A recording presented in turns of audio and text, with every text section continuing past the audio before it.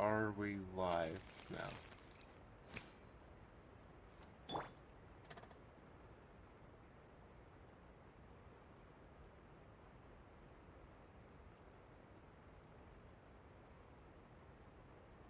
That looks like we're live to me. Hello guys. Welcome back to, me basically playing more Genshin. Update dropped, and I figured instead of streaming it on Wednesday, I'd stream it today. I haven't actually seen anything, or I've seen, like, what that we're showing, like, the trailer, but I haven't actually walked up here and looked out, or done anything else, so... yeah. The idea for this is we are going to be doing the story event for this version, and maybe a few other things. But, like... that looks like it's not rendered in fully.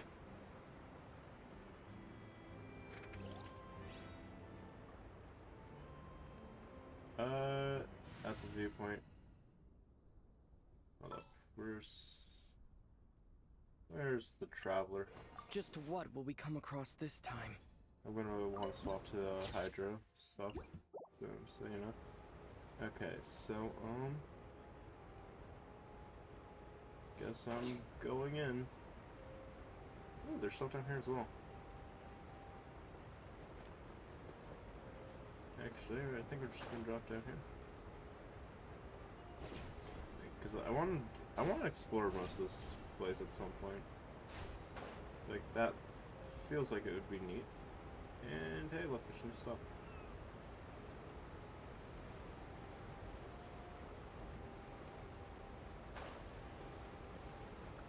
Are you hostile? Crush.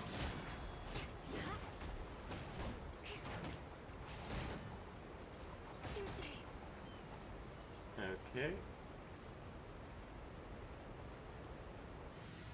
Also, actually, I'm swapping the party so I can basically look for some stuff while We'll here. be a traveling magic troupe.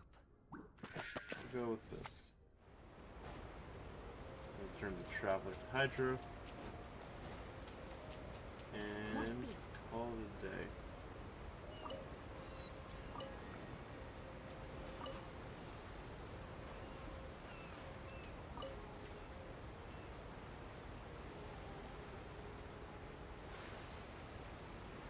Also, this honestly is going to be interesting, considering that this gives us a backside to, like, Simmer and other nations. And that looks like the first, Hydro-Alkali?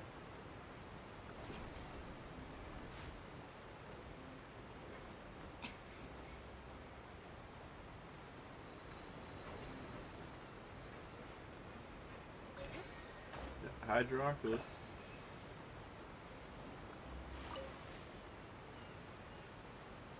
Nice.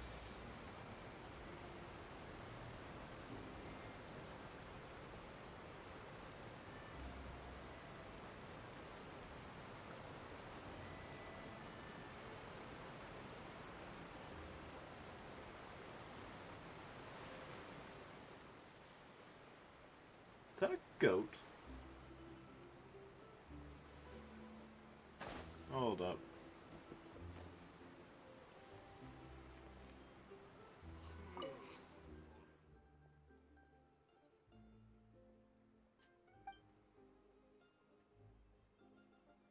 No, that's just a dog. Huh. Unless that's what it wants me to think. For all I know, this is just a goat in disguise. You, sir, what do you want?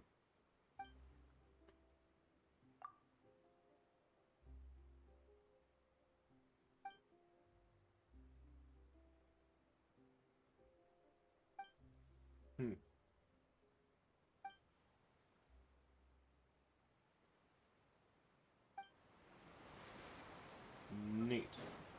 How do I get up to the actual nation?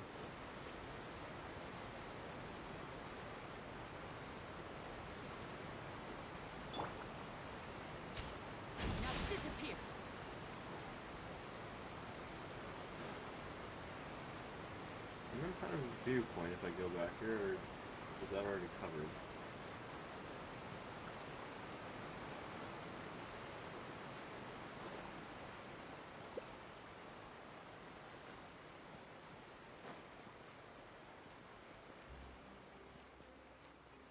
Guess I have to go up those stairs there? Or back over there?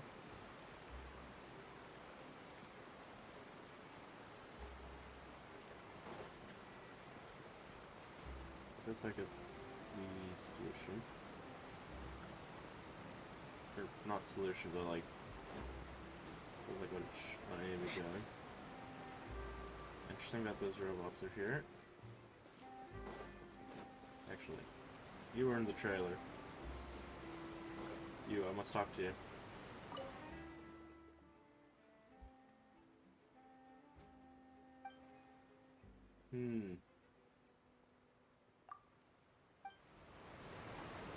Neat. Oh, okay, so walk up there, elevator's probably right there.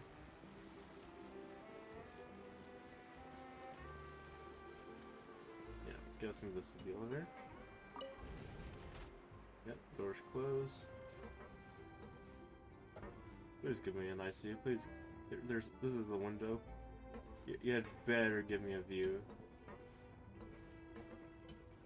Alright, this can't just all be wall. There's some nice waterfall over there.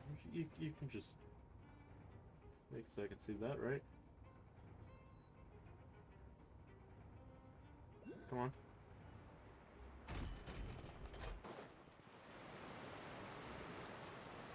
Alright, fine. I guess not.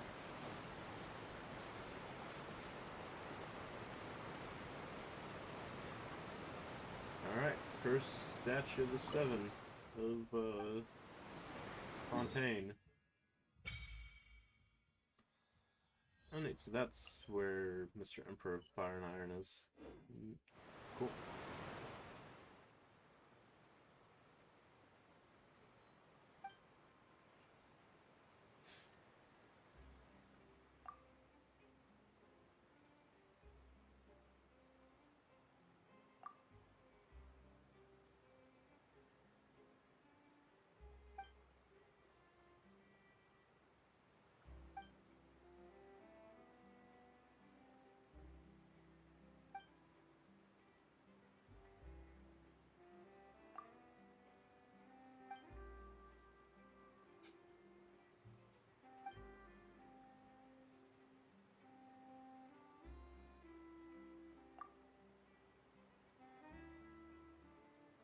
Maybe Paimon can get a diving suit.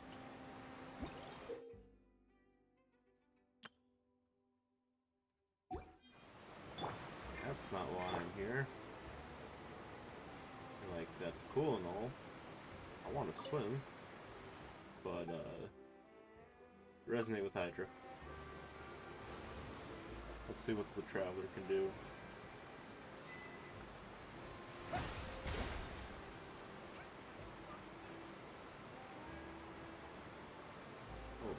Hold up.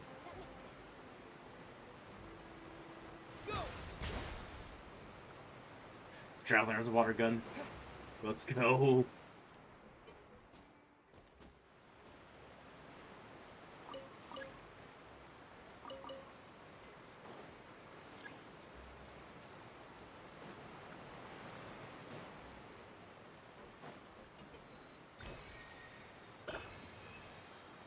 So sit here. Does that mean no?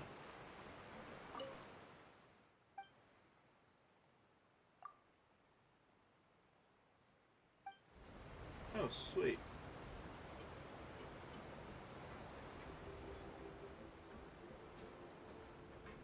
Welcome to the Clementine Line Aquabus.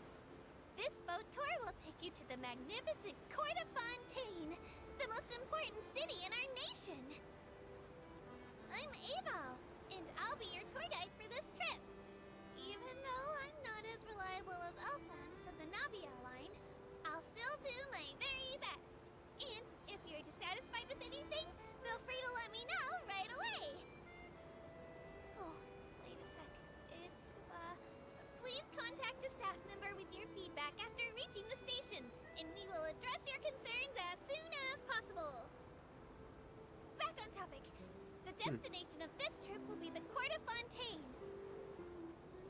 there's stuff in there. If you'd like to learn more about the latest technological developments in Fontaine, the hottest new trends in cuisine, or upcoming sensational trials, please subscribe to the Steambird.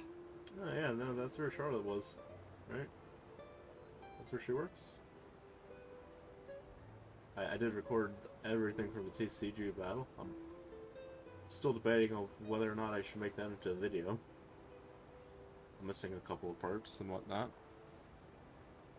But, ooh, wow, that... From over here, this looks pretty neat. The Steambird runs lots of That in the fantastic background doesn't. serialized novels, including the thriller Great Detective Herlock, which recently reached its dramatic conclusion. Sherlock Holmes has a conclusion? Herlock faces off against the real mastermind, revealed to be the assistant, Miss Jacoba, in a duel at the old site of Lilia Cruces Ordo. I couldn't stop my feelers from shaking. You have feelers? Oh no, did I spoil it for you? Oops.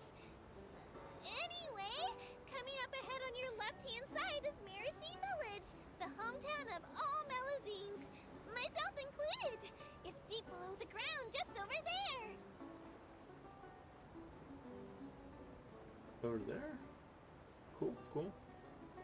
I will definitely remember to get it when I...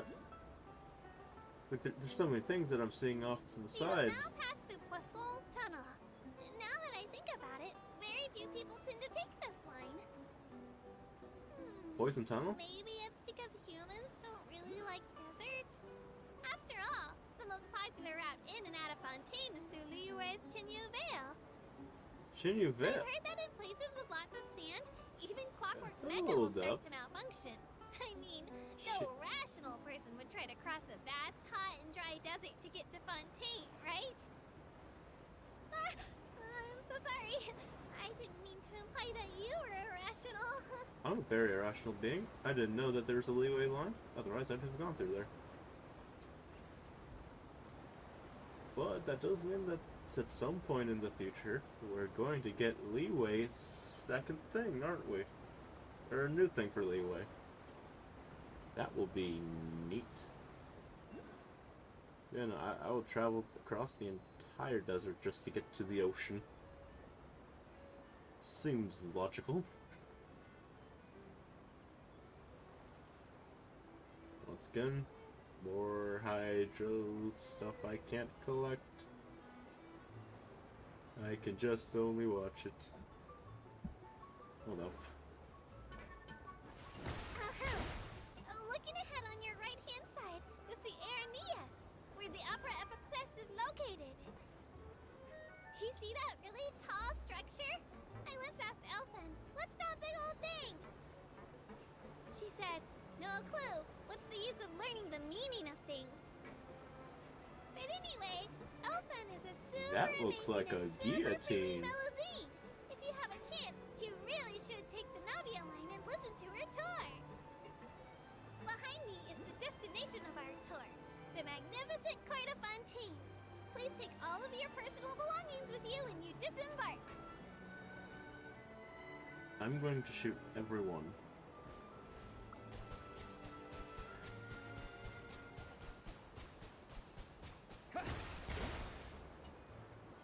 It has an aiming mode?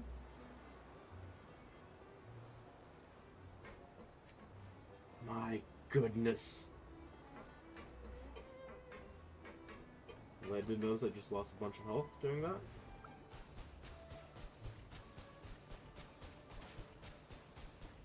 Water jet! Oh no, I almost forgot. Ahem. Well aboard the Aquabus. Please keep your head, hands, and other body parts, as well as your canes, swords, cameras, and other personal items inside the boat at all times. The Aquabus operator bears no responsibility whatsoever for any What? injury or loss incurred as a result of disobeying the rules. Maybe it's a bit late for the disclaimer. Anyway, I'm happy you've had an incident-free journey today, and it was my pleasure to serve as your tour guide for this trip. Thank you! Get back here.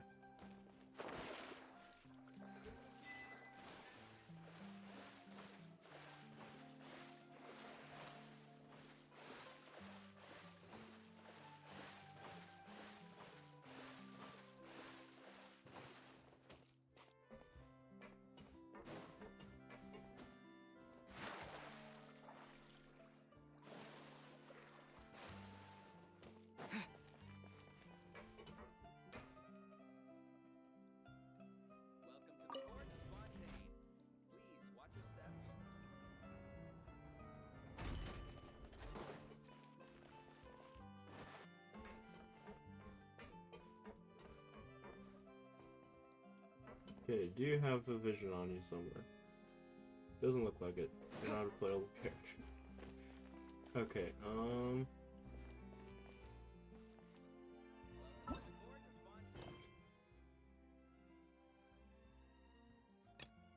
there we go. Let's figure out where exactly Yes! Yes, in order for me to start the story, I have to go all the way back to Caravan Rebop. Yes. Riveting gameplay right here.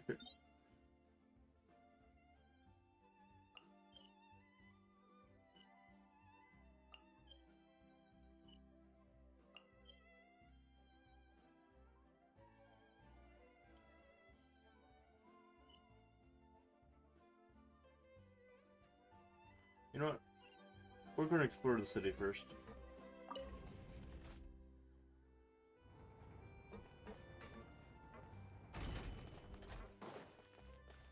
I'm also just going to get that statue to 7.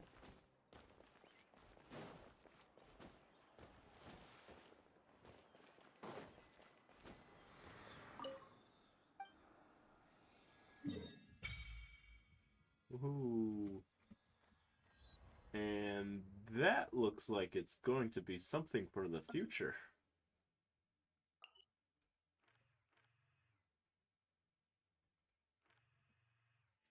Okay, hold up. So,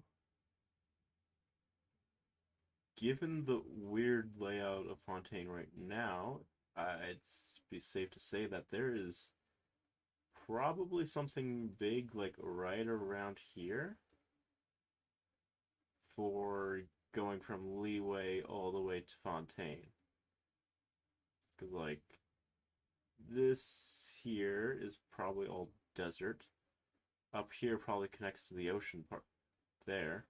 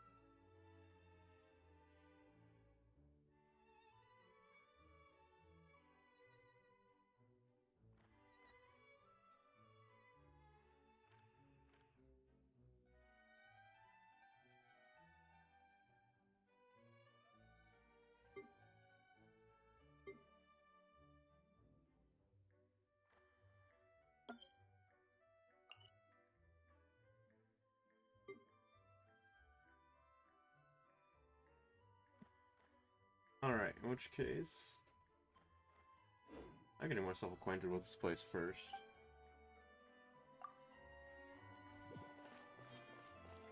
Actually, I'm going to see what the statue... It's like, I'm guessing... No. I'm guessing we might get more underwater stamina, potentially. Or swimming stamina.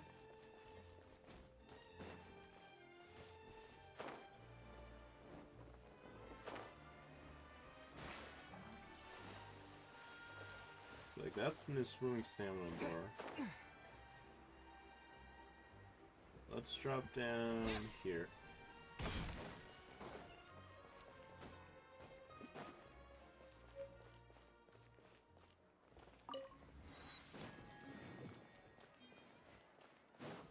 Catherine? Ad Astra. We meet again, Catherine.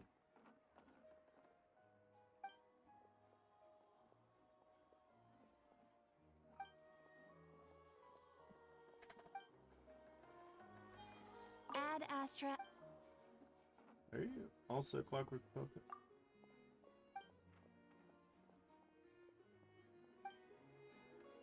Ad Astra. Interesting.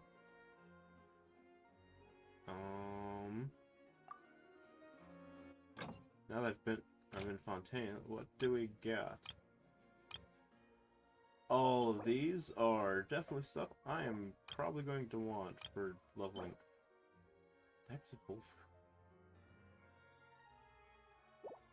No, I have to go collect that.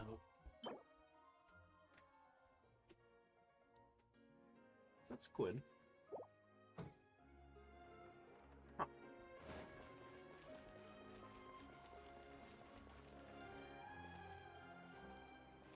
Okay, so that's crafting station. Okay.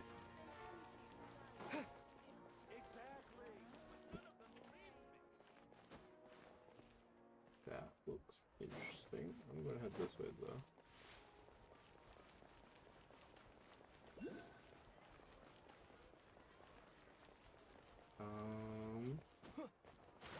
Get what that bag is. Is that merchants?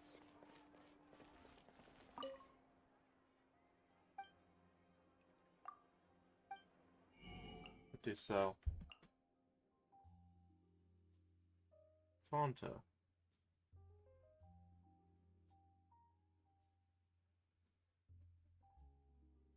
Like Fanta.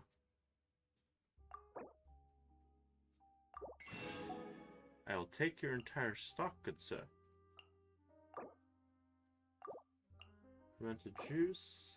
This feels like it's gonna be important. My stream has turned into a cooking expedition.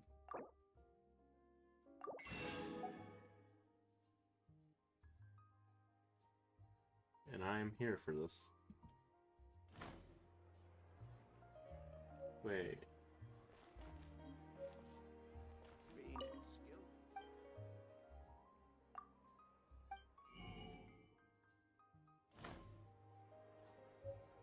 How do I get recipes then?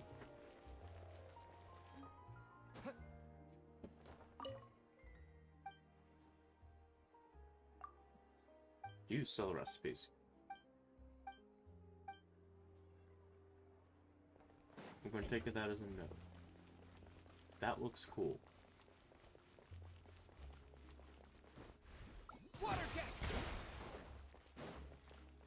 Good thing that is disrupted the entirety of Fontaine. And that's a point of interest. Let me just right there. And Fontaine City is definitely much bigger than the rest of Fontaine. Or the other cities. Yeah. Newsstand.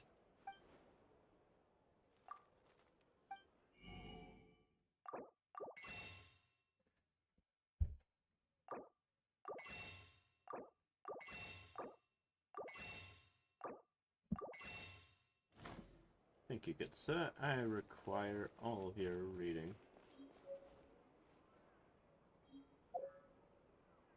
No.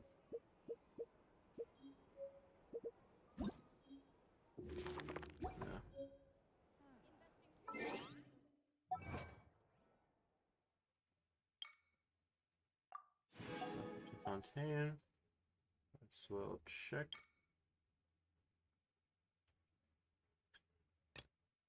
Neat. That's pretty cool. Name card. And of course, yeah, more Traveler series. Yeah, okay, collect the rest of the books. Neat. Yeah, but where...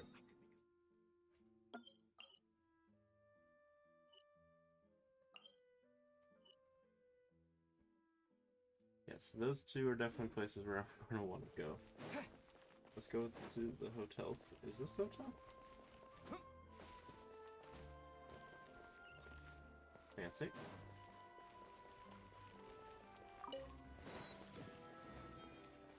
What's that?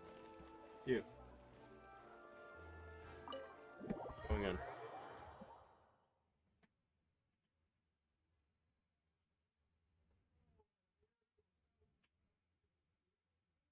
Okay. Can I finally book a room? please. My certain teapot is neat and all, but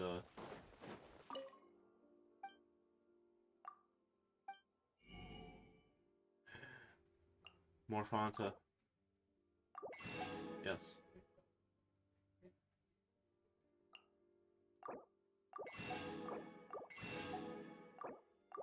I've been saving money up for the past day-ish to buy as much as I want some Fontaine.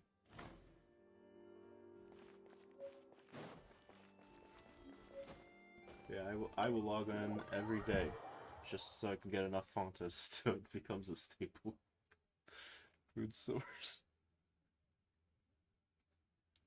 It's like, man. If Ah. It appears Genshin has crashed.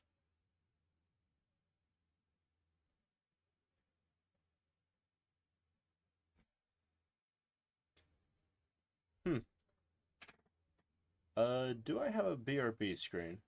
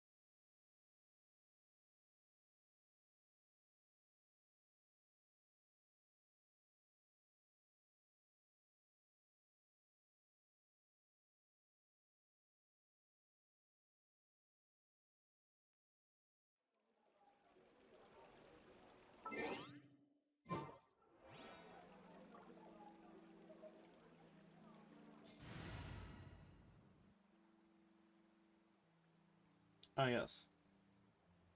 The Fontaine screen looks neat.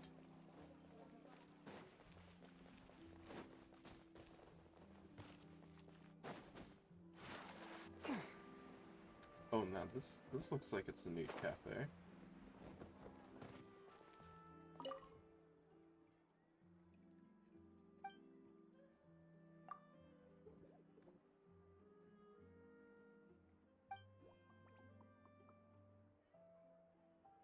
Hmm.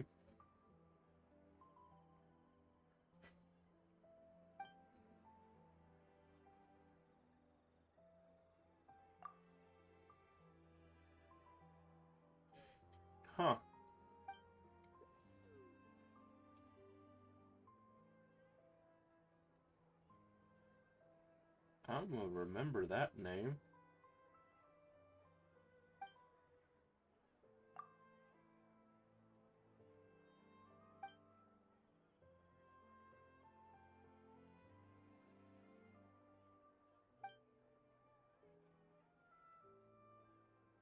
Nice.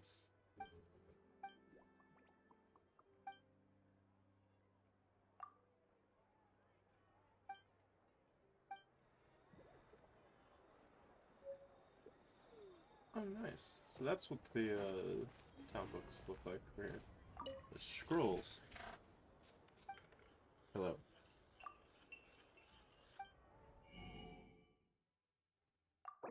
I say you also sell the Fanta. Do not worry. I will buy your entire stock. I will also stock up on coffee beans.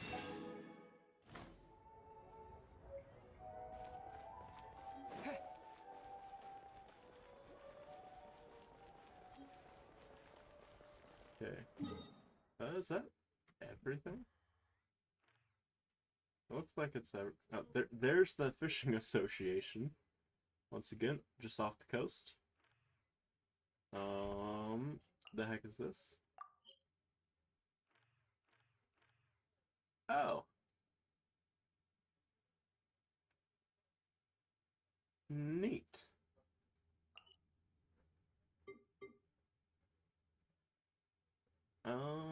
Yeah, you know what? Time to go back to Caravan Rebop. Once again, going back to Sumeru, just for the sake of completing this. Or starting this.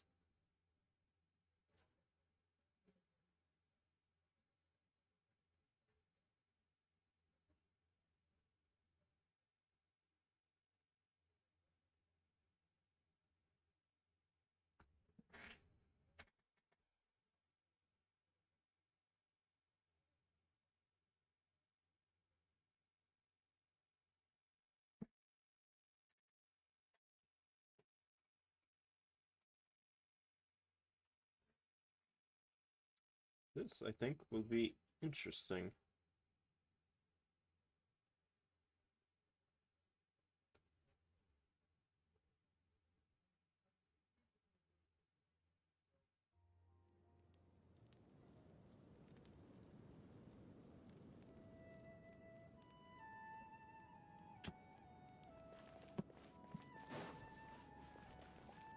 Okay. Good old Caravan Rebot. Huh. Now let Paimon think.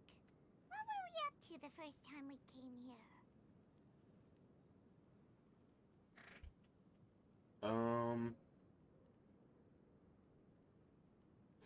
Going to destroy Scaramouche. Oh, Paimon remembers.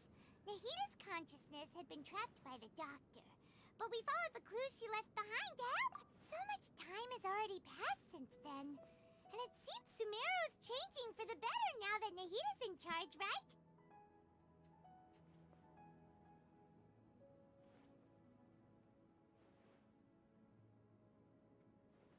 Yes.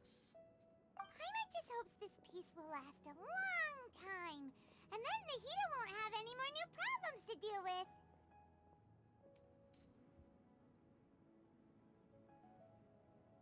Yeah, guess you're right.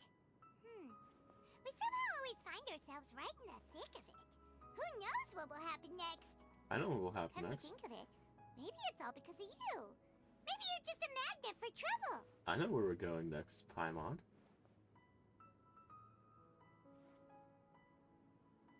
Oh.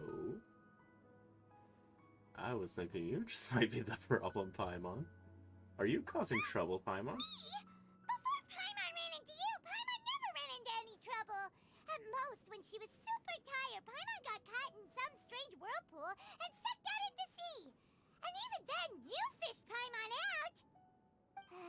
Anyway, for Nahita's sake, maybe we should think about heading to our next destination for now. Finally. Ah, look who it is. Running into you in a place like this? I can see you two still love wandering around. I am the traveler after. It's Dia! Since when are we just wandering around? But never mind that. What brings you here? I just finished a commission in the desert for a usual client of mine. Nothing too interesting. Just escorting a shipment of goods. I'm on my way to report back. Neat. That's when I saw you two all the way over there, chatting away. What were you two talking about anyway? Who? Huh? You serious? Can't say I saw that coming. But you are travelers after all. I guess you'd never stay for too long in one place. I will return. Bumping into you like this Maybe. would become a rarity. They have I'm starting to Fontaine feel over sad there. just thinking about it. Hey, how about I gather a few mercs to escort you two? What do you say? Thanks, but no need. Oh, Paimon had no clue you'd miss us so much. But don't worry, we'll come back to see everyone when we get a chance. Sounds good. All you need to do to get to Fontaine is cross this stretch of desert and navigate some waterways. Knowing you two, I'm sure it won't be anything you can't handle. So, when are you leaving?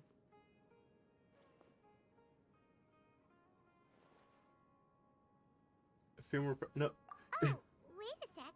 Paimon just remembered there are still a few dishes. Hello there, Mr. Fontaine guy. Are you coming over to talk to us? I see. Guess No. you won't be needing a going away party or anything. It's sad enough to see you go like this. Yeah, Though, it takes me a now that I day think about to it, travel between nations. Sumeru wouldn't be what it is today without you. Seems true hero. By the way, should we go say bye to Nahida? Oh, good point. Then, I guess this is goodbye for now, Traveler in Paimon. Whether as a client or a friend, you're always welcome to come find me. They don't come to me. I've been trying to wish for you for so long, Dia. There's funny strategies that can be done. Goodbye, Dia. Bye-bye, Sumeru. I will be back here. Unless I really want more Fanta. In which case, I will never be leaving Fontaine. Unless I really have to for content.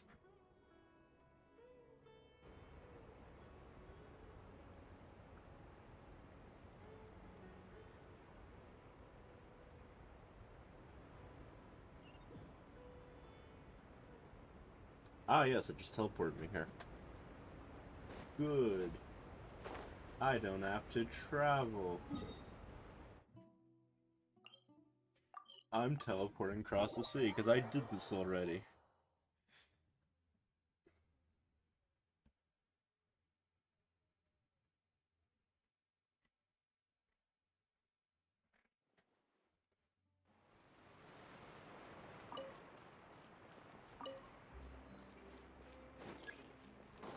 No, it's not.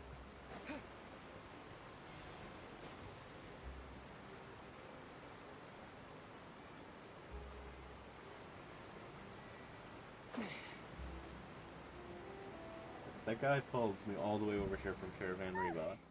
After crossing all that sand and water, we finally made it. Oh, this must be Fontaine's port. I Wow. teleported. Everything looks so advanced in Fontaine. Paimon's heard that the industry here is extremely developed, and there are all kinds of unusual machines. Just seeing the sights as a tourist is nice, but maybe it would be better if we found something to do. I expected What do more you think? gears. Good idea. Nahida gave us loads of useful information. Seeking out the Seven is probably still our best source for information at this point. Yeah, the more we can learn, the better. So, what do you think the Hydro Archon's like? Will we get along? Nahida said that she has a very unique personality, whatever that means. To learn about a nation's god, start with the nation's people. There seems to be some locals talking over there. Let's go see if we can join the party. Something tells me the locals aren't going to be that good. If you ask me, it's a tragedy how things ended for him. Clearly, he was a pretty decent person. Yeah, I didn't expect that kind of ending for him. I thought he would at least fight on a little longer for his family. I was expecting a sudden plot twist, but it's a pity that it never happened. Still, his story is quite the tearjerker.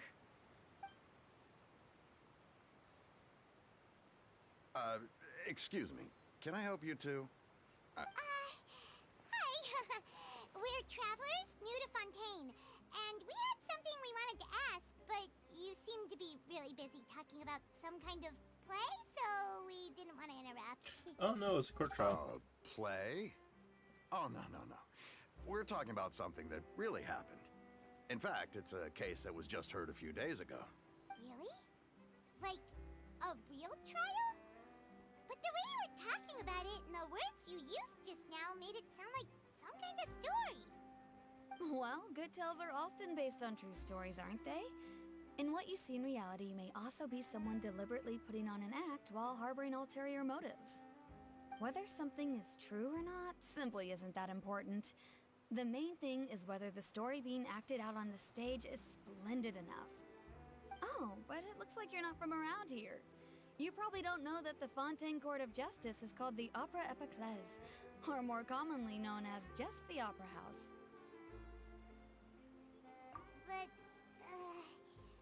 shouldn't court cases be treated a little more seriously than that?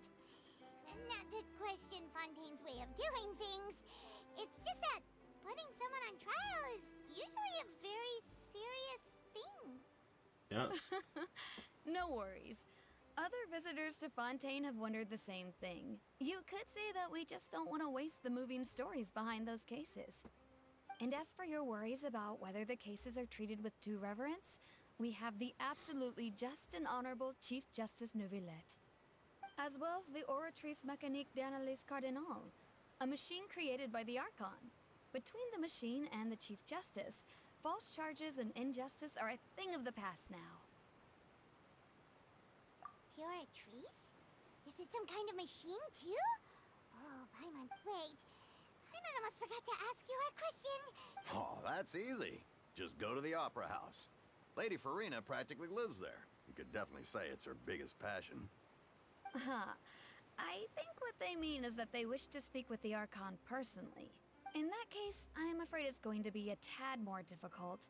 You'll have to make an appointment well in advance, and it'll depend on whether or not she has any time slots available.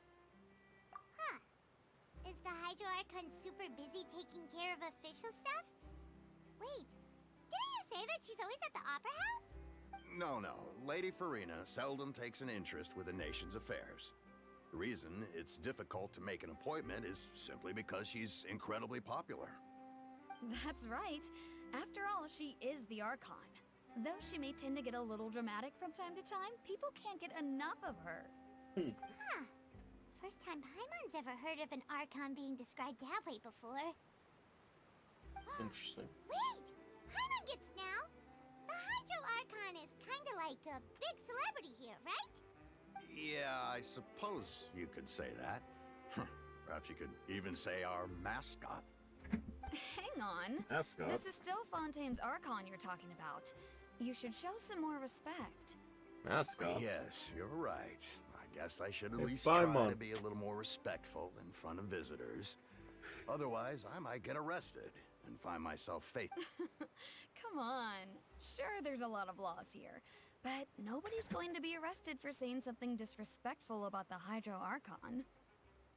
Alright, I think we get it. Thank you! At least we now know that we can find the Hydro Archon at the Opera House. But who knows how long making an appointment? Hey! What are you looking over there for? Huh. Maybe something's the matter. She isn't going to jump into the water, is she? Maybe we better go check on her. Magic?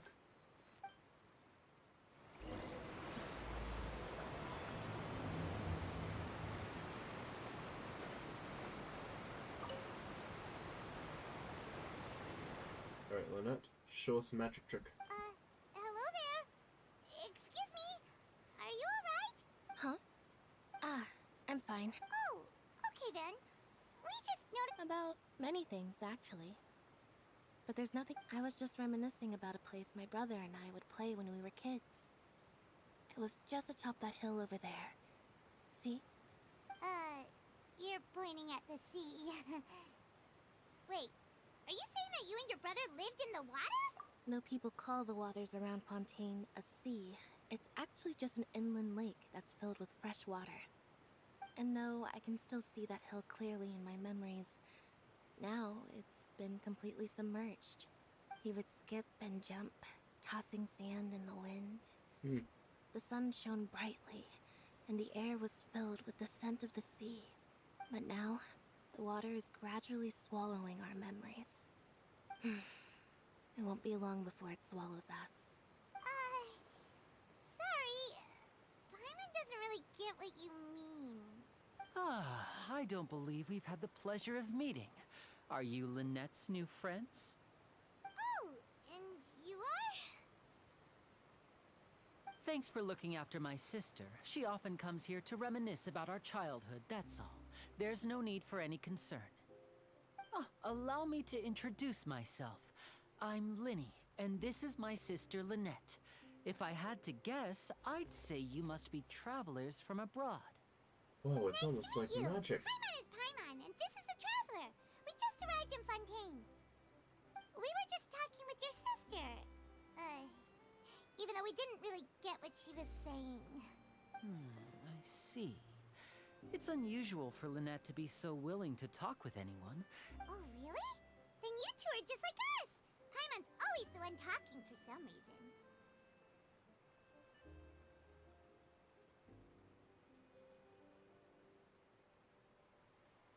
You will soon become emergency food, Paimon. Then I can do all the talking I want. So that's how you think it is? Yes. I also think my brother can be too talkative at times. Thank you. Seems you were right, Paimon. We are quite similar. So, what did Lynette mean just now when she What said do that you the mean? water is engulfing your Paimon. memories? And that it won't be I long will before it continue engulfs keep you using too. old jokes no matter what. Oh, that. It's from a prophecy that's been circulating in Fontaine for some time now. Well, I suppose prophecy isn't exactly the right word, because that implies a certain amount of uncertainty. There's no doubt about what's happening in Fontaine now. Oh, would you look at that? As soon as I come over here, Fontaine's in trouble. Where to begin?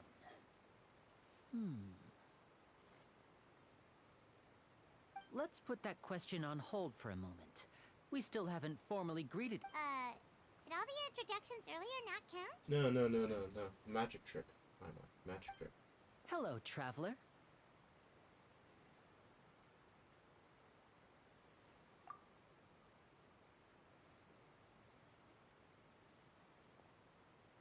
And hello, Paimon.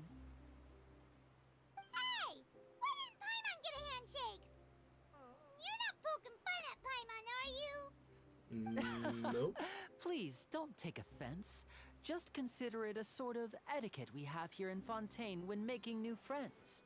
You should remember it. It might prove useful. Oh, alright then. Well, Paimon's just happy to have a local friend now.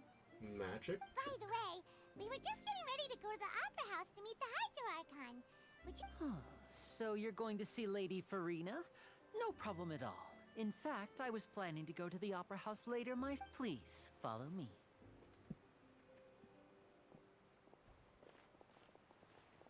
One I really would like to see magic trick.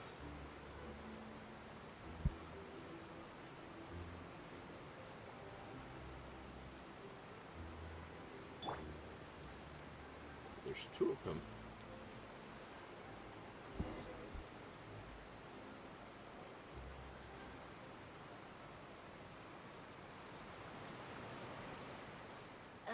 You said you were going to see Lady Farina? Well, it seems Lady Farina has come to see you. Oh, hey!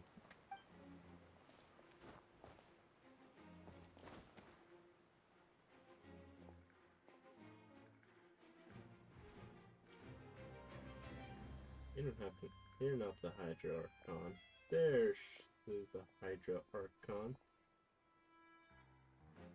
I'm not in trouble, am I?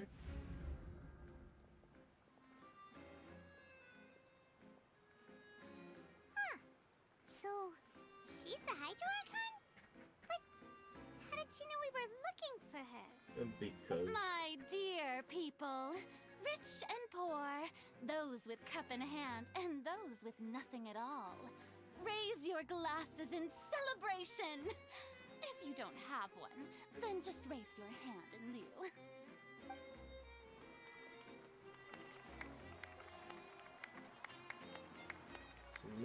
As you can all see, two unfamiliar travelers have arrived in our nation.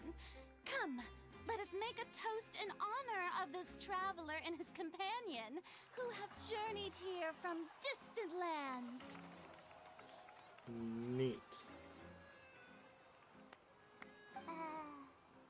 Is she talking about us? Yeah.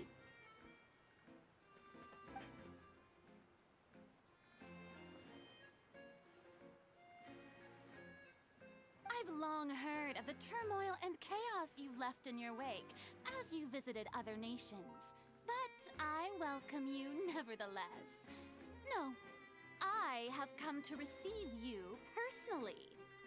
Fear is for insignificant cowards. I am a god, and I will never entertain the notion of such meaningless wariness. You can be rest assured, I see clearly your sincerity. Of course, seeking an audience with me is the most sensible thing to do. It will allow you to truly behold my power and witness my authority. Intelligent people always gather under the correct banner. I, Focalor, hereby welcome you to the nation of Hydro and acknowledge the value and significance of your trip. Now, you may rejoice in this. Speedrunning finding the Archon of the nation. Yeah, Paimon still can't believe it. Feels like we've only been here for a few minutes. Something's up. But the Hydra Archon's entrance was, Miss Hydra Archon? I see. As Outlanders, you inevitably lack even some of the most basic understanding. Don't forget that even the gods can be divided into the mediocre and the excellent. I suppose it's only natural for you to be awestruck by my abilities. You had best stop and consider. Do you really have the noble qualities and etiquette necessary to communicate with a god? All it takes is a flick of my finger for me to know everything about you. Yeah, or that guy told you everything. He is definitely the one who told you everything. 'Cause I've spoken with 4 gods now. Hey, you're not all that special. Whoa, talk about sounding high and mighty. Oh? What's with these looks? Perhaps the welcoming ceremony. Wow, I didn't expect to see Lady Farina Wait, does this mean they're the legendary blonde traveler? How did I not notice before? Ah, yes. That's my new nickname here. Legendary Blonde Traveler. Hey, what's all the commotion? Oh, is that Lady Farina? Is there some kind of drama going on? Of course. That's the blonde traveler. The one all those stories are about. Lady Farina came here to personally see him. Oh, I bet this is going to be the duel of the century. Ooh, I've got to see this. I knew Lady...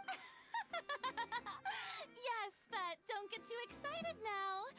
My dear believers and spectators alike tend to get quite rowdy, and despite the noise, I've come to tolerate all their ruckus. You may consider this my reward to all of you.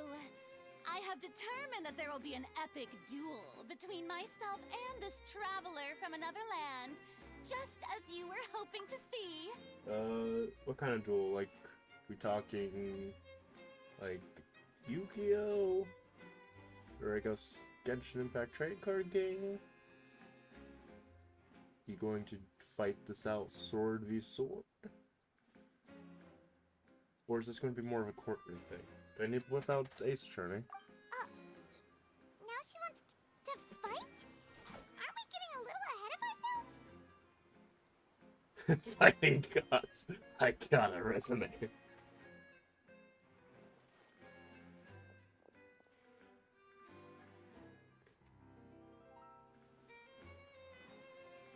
Hey. She asked for a duel. Are you not afraid? Might I remind you that this is a duel against the divine? What are you trying to do, Traveler? Provoking a god in front of her people? Stand down, Clorend. I admire his bravery. Few have the courage to draw their sword against a god. He is obviously a true warrior. My dull blade is all I need to beat you. Unfortunately, people nowadays only crave to be thrilled, and a mere duel will not slake their thirst for excitement. Huh. Yeah, she's right. Just a duel wouldn't be all that interesting. On Araneus, criminals are always requesting duels to defend their honor. I'm getting a bit old, to tell the truth. You see. Then, as the god of justice, I shall face this traveler in another kind of duel. A duel in court! Whoa, all right! Now that'll be worth seeing! Right. This is Fontaine, after all. Such a grand opera house, it would be a pity not to use it. Why do you care so much about the crowd's reactions? Seems you've spent a little too much time in the opera house. Yeah. Besides, how exactly do you plan to have a duel in court? You mean you're going to put us on trial? Oh, we have reason to put you on trial. It's obvious, isn't it? According to Fontaine law, no one is permitted to release any flying objects within Fontaine city limits during the first 3 days of each month. You are clearly guilty of violating this law, no? Oh, so that's what they've done wrong. You call that obvious? What kind of law is that? Precisely! Now, if you two have no objection. My apologies, Lady Farina. I don't mean to spoil the... I don't think that Paimon here meets the definition of a flying object. You tell her, Linny! Finally someone who's not crazy. How could anyone call Paimon a flying object? You're a flying emergency food. Ah, great magician Linny, my beloved citizen. I'll permit you to object. But how exactly do you plan to prove your claim? As a magician who just rained on your parade, I naturally should shoulder the responsibility of saving the show. So, with such an audience gathered here, allow me to perform a trick for everyone.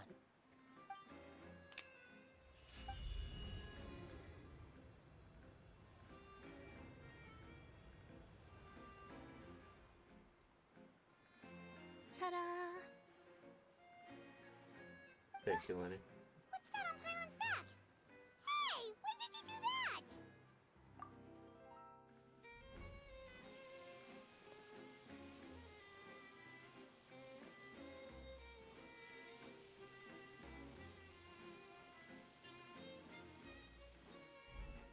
There. As you can all clearly see, Paimon should be classified as, well, something like a balloon. This rope has been in the Traveler's hand all along. It was just that no one could see it before. Huh? You call that magic? You've got to be joking.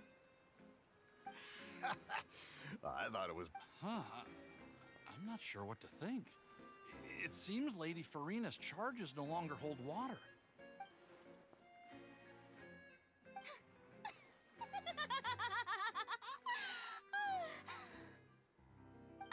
Amusing. Very Performance?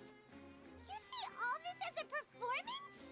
In which case, consider consider the matter of your trial resolved. The god of justice will not bring charges against an innocent person. But when there are valid grounds, I will not only judge travelers from abroad, but even the gods of other lands.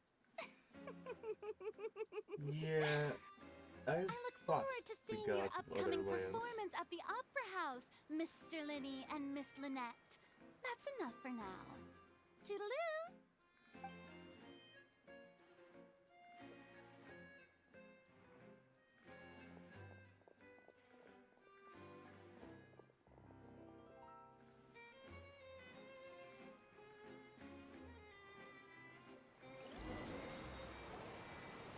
Just like that, she's gone. Well, that's the most unpredictable Archon Paimon's ever seen. You never even had a chance to ask her anything. But that's a problem for future Paimon. That whole scene just now was really... Don't mention it. I just happened to remember that there was such a law, so I did a little preparation, just in case. I didn't think it would actually come in handy.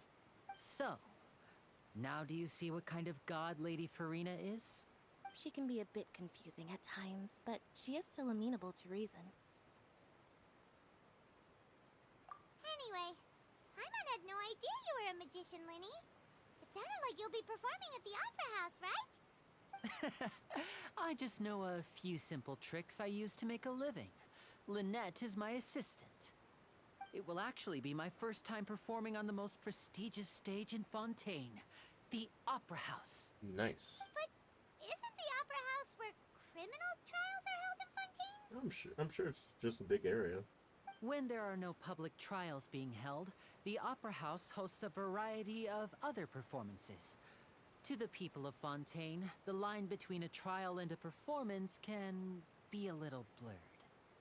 And speaking of performances, I would be remiss to forego this opportunity gifted by fate. Might I invite the two of you to see my performance? Yes.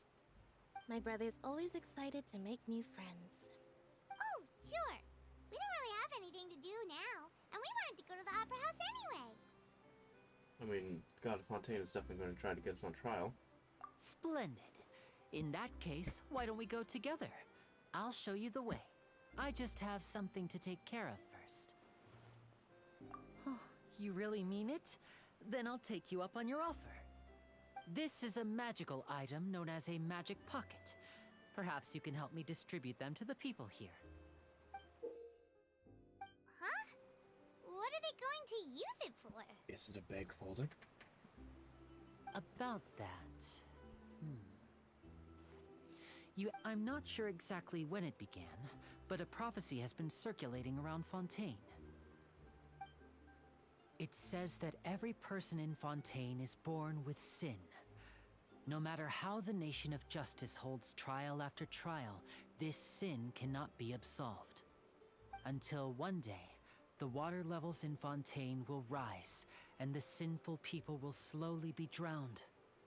In the end, the people will all be dissolved into the waters, and only the Hydro Archon will remain, weeping on her throne.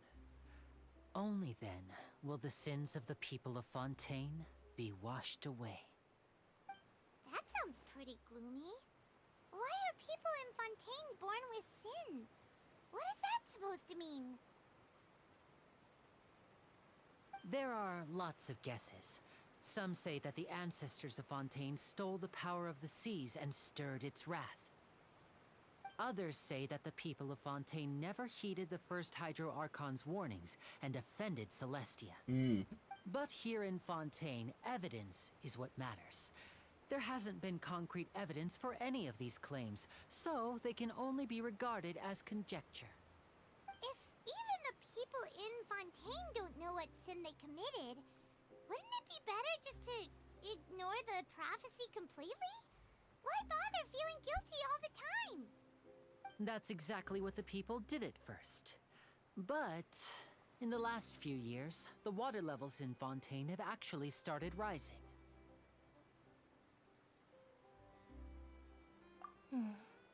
Many places have already been completely submerged, and now lie beneath the sea. Many people carry on with their lives as before and shrug it off as a natural phenomenon. But my family and I think that the people of Fontaine shouldn't ignore the possibility, which would end up sentencing them to death.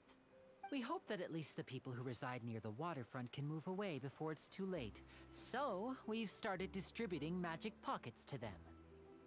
As a magical item, these magic pockets have astonishing capacity. I'm sure they will come in handy when people are moving their belongings. Oh, Paimon gets it! It's like preparing for a rainy day! But this is more than a bit of rain. Perhaps only absolute power could ever contend with such a catastrophe. But who knows? We're just tiny specks in the grand scheme of things. Now, if you'd like to help, then please give these magic pockets to anyone nearby. Be sure to convince them to take it, regardless of what they say.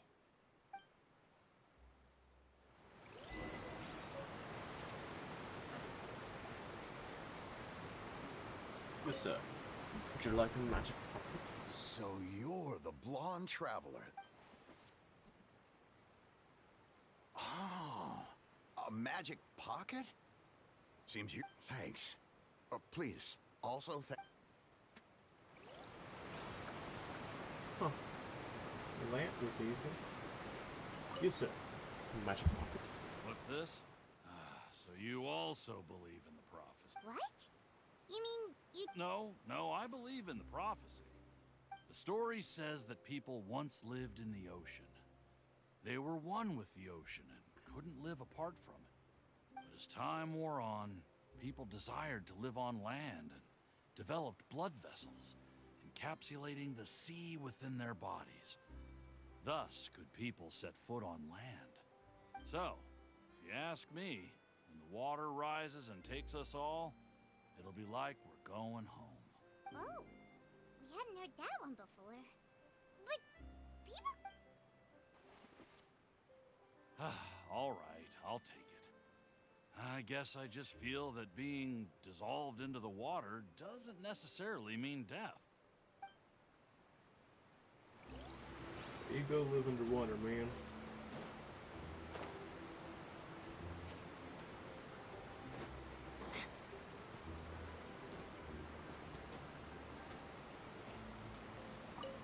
Hello there, magic pocket.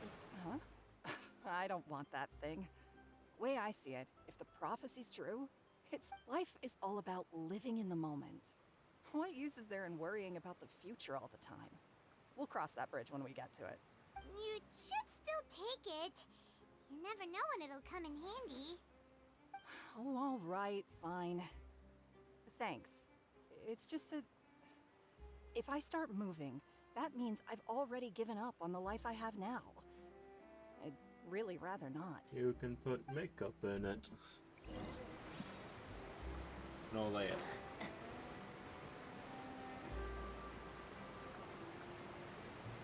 Oh, you already handed out all of the magic pockets?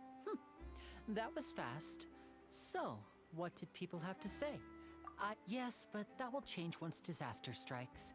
I know they'll change their minds, so it's only right to help them prepare. Is there anything else you need to do before we leave? Yes, one last thing.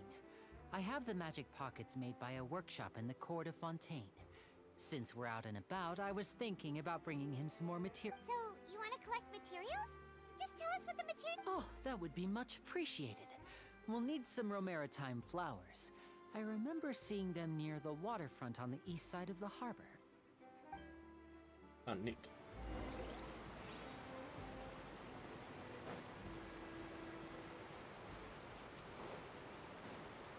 Now the question is, can I come back here later? I'm pretty sure this is a requirement. It seems we have to use Hydro to collect romaritime flowers.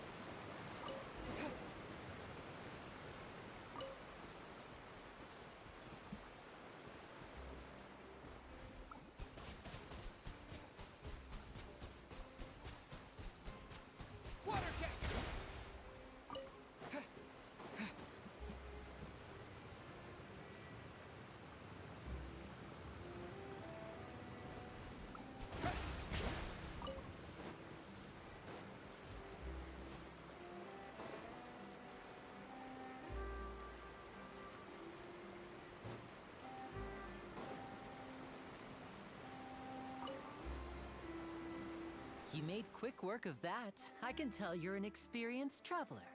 I've also finished collecting a few here. Maybe next time you'll feel like helping too. No way. I'm in power-saving mode today. Otherwise, I fear I may not have any energy left for the performance at the Opera House. Fine. Though the performance is still a long way off. Now that we're... So, we're going to the Court of Fontaine before we head to the Opera House? Good.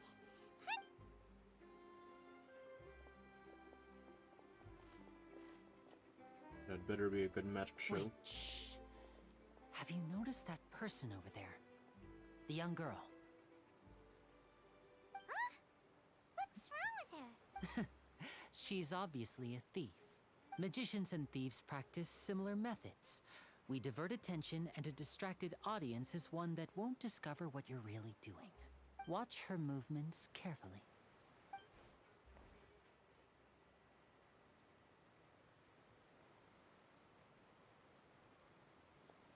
Oh, he's right! Shh, keep your voice down. We need to think of a way to catch her, but it seems she's very alert. Perhaps you two can ride the lift over there and wait up top. I bet that'll be her escape route if she tries to run. All right, let's...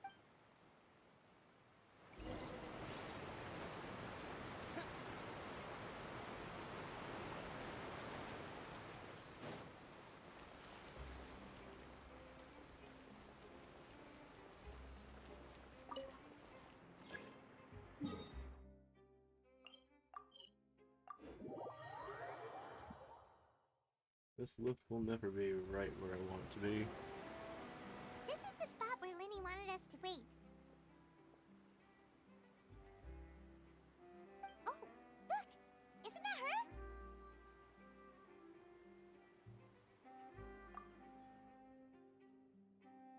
Oh no! Did she notice us? What should we do? Should we chase her?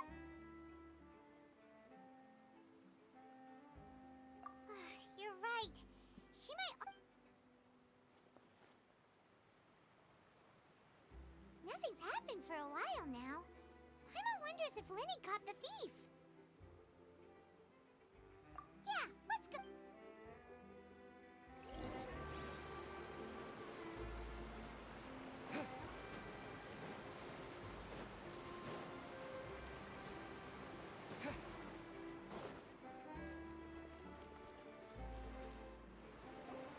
Are you sure that's all she took? You should check... No, that was all. Oh, anyway, I should... Oh, were you returning what the thief had stolen? That's right. Pity I wasn't able to catch her. She distracted me by dropping the thing she stole on the ground. I saw the general direction she went, but Linny twisted his... Oh, did you... I'll be all right. It's just a twisted end. If you want to play at being a hero, at least try not to get hurt doing it. You're right. I have to admit that the thief was even... But at least we were able to get the stolen items back. What a slippery little thief. Guess things turned out all right in the end. All right. Let's put this little detour...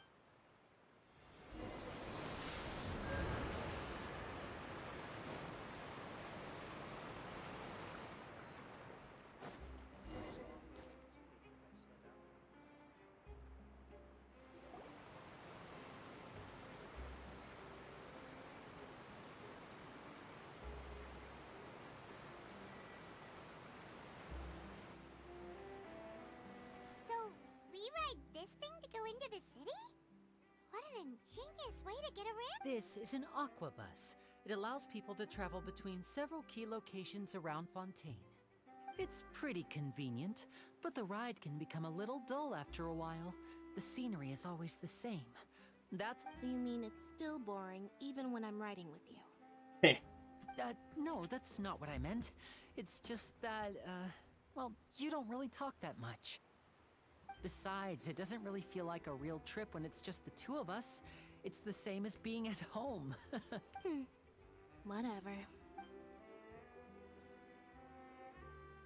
Guess that's what it's like to be an older brother. Can confirm. It's about time for us to leave. Let's get on.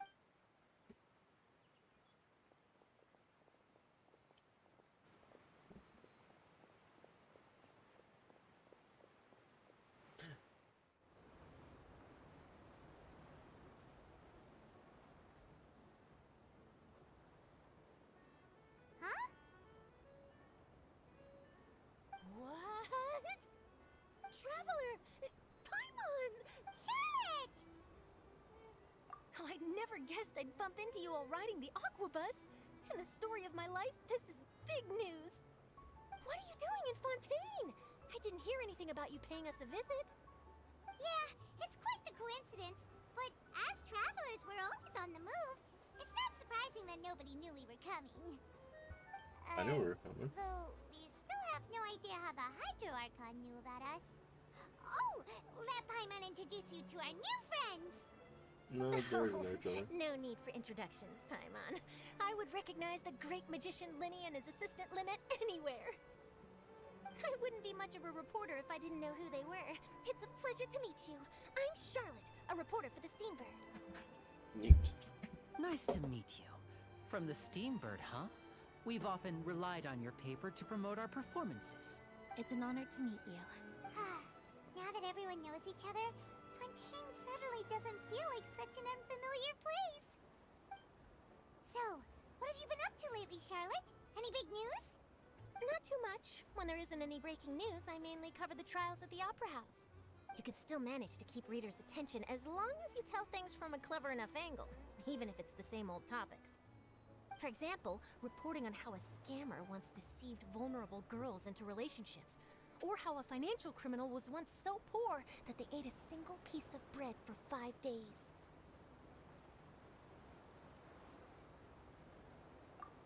You're right. Seems you know me pretty well. What I'm really after is exclusive, sensational news pieces that could shake the country. These smaller stories are a waste of my talents. Sure. Oh, I just remembered. I've been following a case lately. Well, a series of cases, actually. You mean the serial disappearances of young women case? That's right. These stories are the talk of the town right now, and it's probably the most mysterious case we've ever seen. If I'm the first with a draft ready to publish when the case is finally cracked, and it's the headline story in the Steambird, oh, when that happens, I bet all the other reporters will shed tears of envy. I've already gathered all kinds of materials. I just can't wait for the truth to be revealed.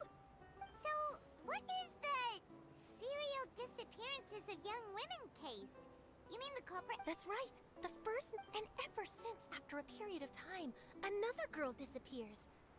What the cases have in common is that the girls are all of a similar age, and that they've all vanished without a trace. But the scariest part is that to this day, none of the girls have ever been found.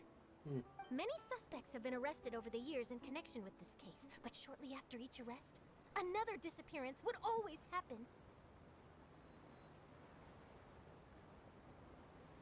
Yes, it's possible. But either way, I believe that every case has some precise truth behind it, waiting to be exposed. Yes, I agree. And at the very least, the family of those missing girls deserves some sort of explanation. I just imagined for a second what I would do if Lynette were to suddenly disappear. I'd pay any price to get her back, and then find a way to track down the culprit. Please don't imagine that, Linny.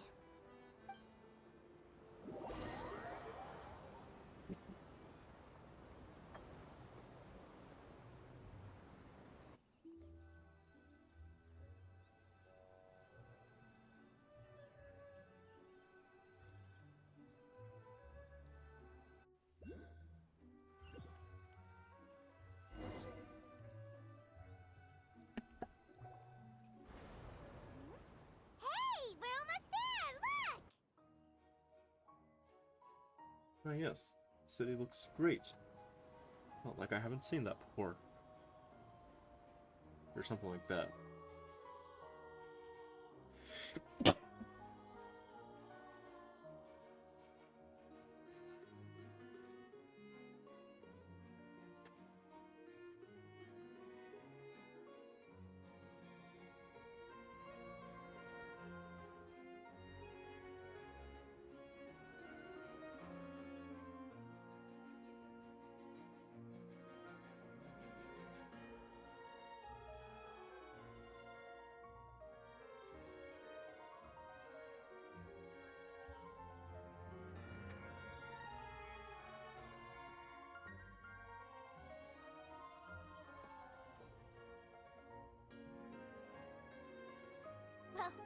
really enjoyed chatting with you. Life should be full of pleasant little surprises like this. Yeah, us as well. The ride went by too quickly. Ah, I have an interview to get to. I should get going before I'm late. Okay, Paimon hopes we can chat again soon, Charlotte. See ya! Bye now. Oh, be sure to stop by and see me at the Steambird when you have time. Sure. What a tough job. Always running around and interviewing everyone. Well, where should we go now? If you don't mind, how about we stop by my home first? Besides, I still have... Sure, we wouldn't mind at all. This city...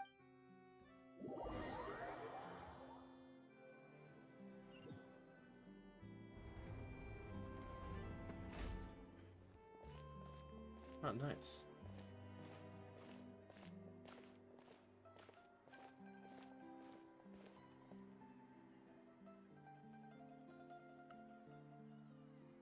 This bird's eye view looks great.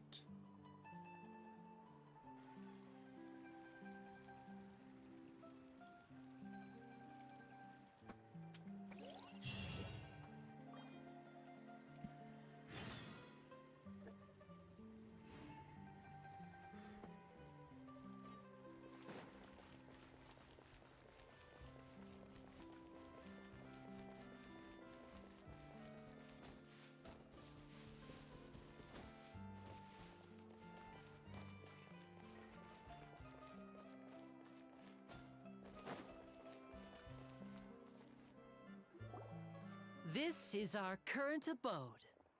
Yep. Ah, Fremine, you're home. Where did everyone else go? I have some new friends that I would like to introduce. Oh, they all just went out a moment ago. I see. Everyone is getting busier now that Father will be returning soon. I suppose that can't be helped. Allow me to introduce you to my little brother, Fremine. He is a phenomenal diver. Hello. Interesting. You. Paimon is Paimon, and this is the Traveler. Oh, you sound very proud to have a diver as a brother, Linny. Linny, could you come here for a moment? What is it, Fremine? Do you have something to tell me?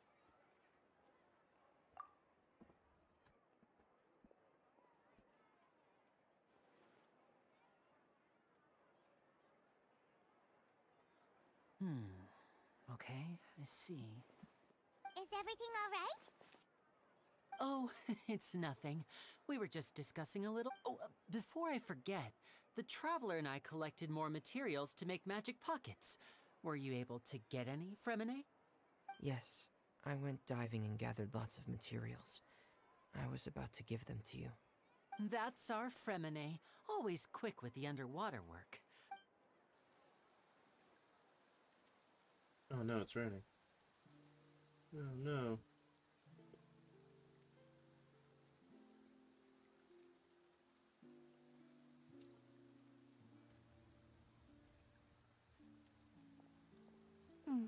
Looks like rain. Oh, you're right. But wasn't it clear and sunny just a moment ago? Fontaine's weather sure is weird. I'm afraid that's just how it is here.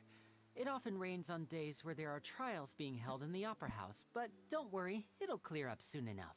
What's What's wrong, Fremine? There's a legend about the rain that I tend to believe. It's said that a dragon of water once resided in Fontaine. Though we don't know where the dragon went, every time it weeps, the skies will cloud up and pour out rain. When I was a child, my mother told me that if I wanted to go outside and play, I should yell toward the sky at the top of my lungs. Hydro Dragon! Hydro Dragon! Don't cry!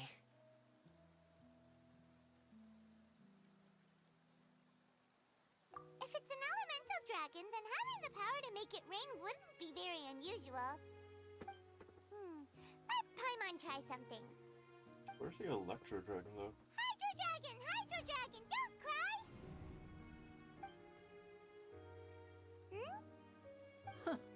Doesn't seem to be of any use. It is just a legend after all. You know, you might be a more popular magician if you understood the concept of romanticism. Or could at least play along. Sorry, it might be because we've never met the Hydro Dragon. Perhaps it can't be comforted by the words of strangers. Fair enough. It rained for longer than I suspected. Was there something you needed to do, Lin? Yeah, some preparations for the show at the Opera House.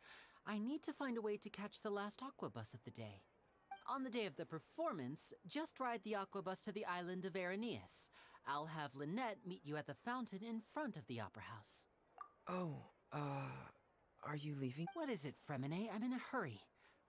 Oh, I get it. Perhaps we could trouble the Traveler to help us take these materials to the Beaumont workshop and deliver. I'm afraid that Fremine can be quite introverted. And the boss there tends to be pretty talkative. Fremine has always been a little... No trouble at all! Don't worry! Sorry for the inconvenience. I'm quite useless when it comes to such tasks. I'll think of a way to make it up to you. We have met 6 Oh, people no need. from Fontaine This'll be that a have walk in the park for us. stuff. This should be easy enough.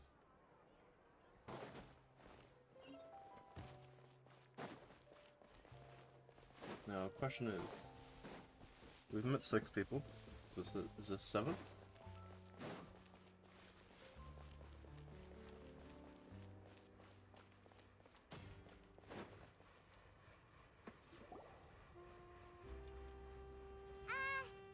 Hello? Is there anyone here? Oh, hello there. New customers? Looking to buy, or do you need something made? Or perhaps you're just looking for a chat with me. Oh no, we're just here to deliver some materials. Here they are. They're for me. Ah, these must be for Magic Pockets. I could tell right away. I've already made several orders worth now. No need. They've already prepaid several batches worth. When they told me what they'd be using them for, I even offered them a discount. Neat. But they insisted on paying the full amount, saying that I had a business to run. It seems both their hearts and their pockets are made of gold. Whoa. So, is Linny actually loaded? I can't say for sure, but who knows? Maybe there's good money to be made being a magician in Fontaine. Hey, is this machine what you use to make stuff here? It looks really advanced. Ah, yes. It looks extremely advanced. It's definitely not just move it up and then... Ah, yes.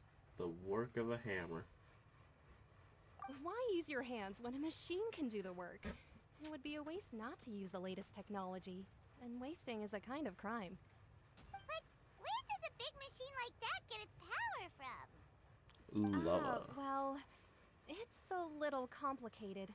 I'm not sure I can put it in layman's terms for Just you. say magic. But basically, everything we usually use here in the city is powered by indemnitium. It's a type of energy that's produced from trials.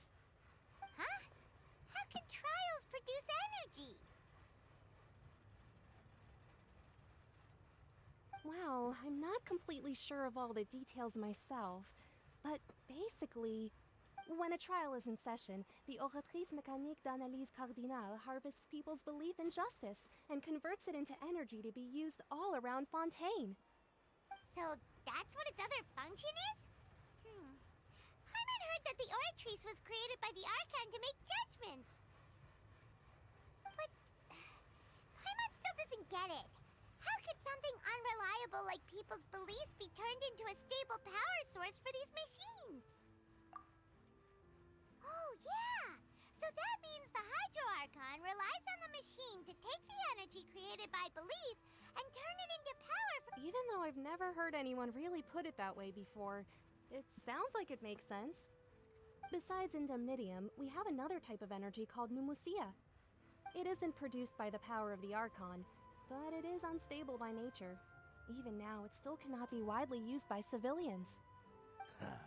I thought I'd find you hard at work, but here you are chatting the day away. Since you're already talking, I'm sure you wouldn't mind a few words with me. You again?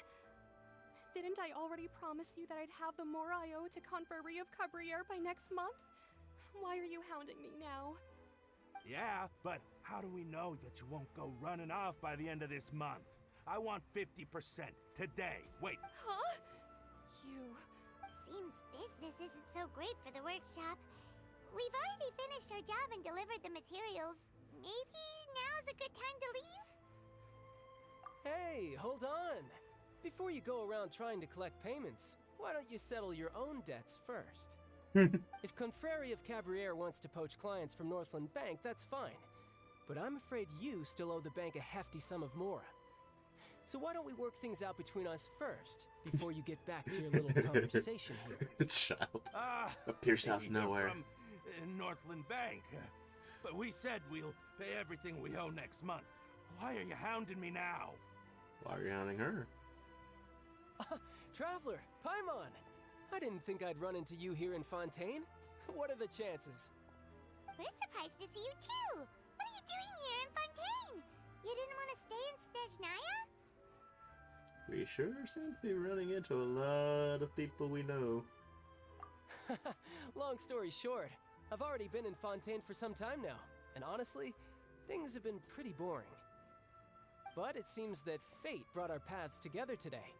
Not only will I have some good friends here now, but ones who always seem to find trouble. Either way you look at it, it seems things are going to get a lot more interesting now. Pretty sure we'd want to avoid anything that you'd find interesting. Besides, our trip here has gone pretty well so far. Right, Traveler? Let me fight a god. Child is nothing compared to the other two. Hey, you! Northland Bank Don't interrupt. It's not often I run into the Traveler like this. Why don't you wait for me over there for a while? You kidding? Aren't you the one looking for us? You really expect us to... Listen to me, boy. If you want your mora, fine. Hey, I just said not to interrupt. Oh, by the way, Traveler, the last time I took Tonya and Tusser ice fishing, Tusser said... Hey! That's way over the line! All right, boys! Let's see who has to pay up now! You don't want to fight Can Child. you at least let me finish one sentence? Fine. Though the bank told me not to get rough with our clients, you're the ones who started it. This is an act of self-defense. You two will have to be my witnesses, okay? I'm sure this won't take long.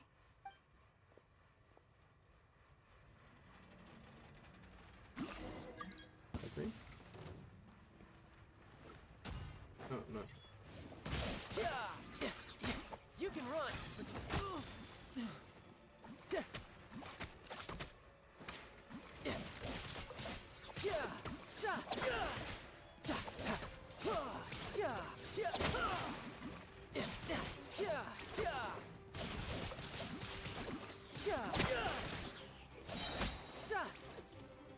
shouldn't let your guard down.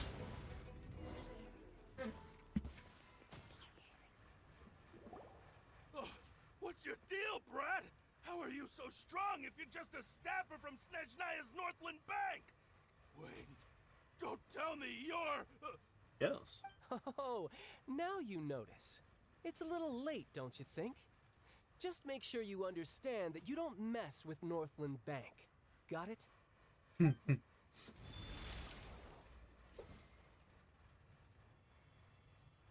Huh? Now's my chance!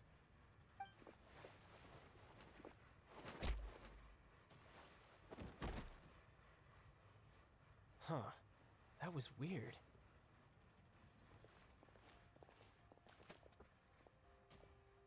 Do I have the ability to take away the Harbinger's power? I'm not sure. It's as if I suddenly lost control of my hydro powers when I needed them. Maybe there's something wrong with my vision? Strange. How could that happen? First time Paimon's ever heard of someone losing control of their vision. I feel like I've heard something about that happening once or twice before. Never mind. It doesn't matter. If I want to stay sharp, I shouldn't be relying too much on my vision anyway. Besides, I always have my delusion in case I need it. So what are you doing in Fontaine, child? for Northland Bank? Yeah, it's work for Northland Bank. Well, I guess it's because I've been in a bad mood lately. Huh? What kind of reason is that? Wait, since when do you feel down about anything?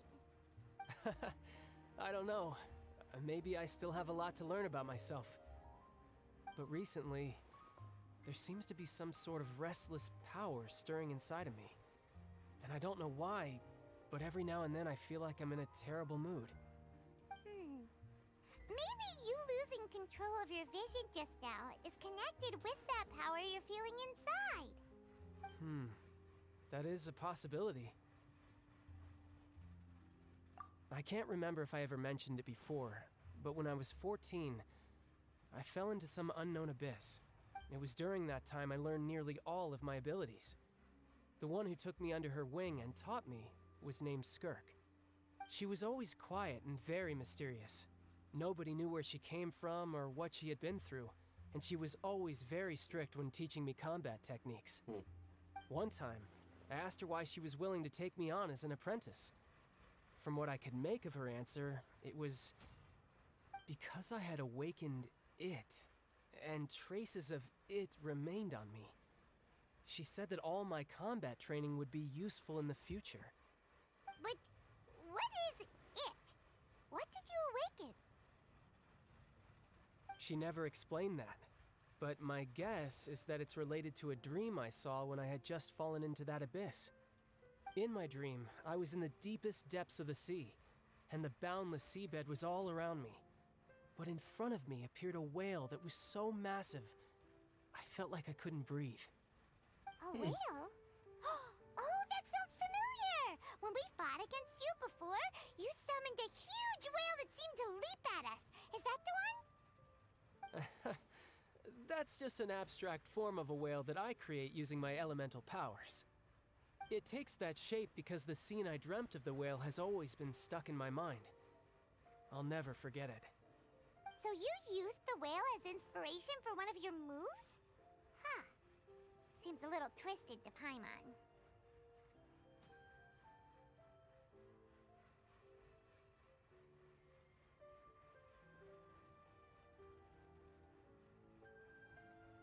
So why don't you just go ask your master? Maybe she knows the answer. You make it sound so easy. Ever since the incident I experienced there, I've never stopped searching for Master Skirk and that unknown abyss.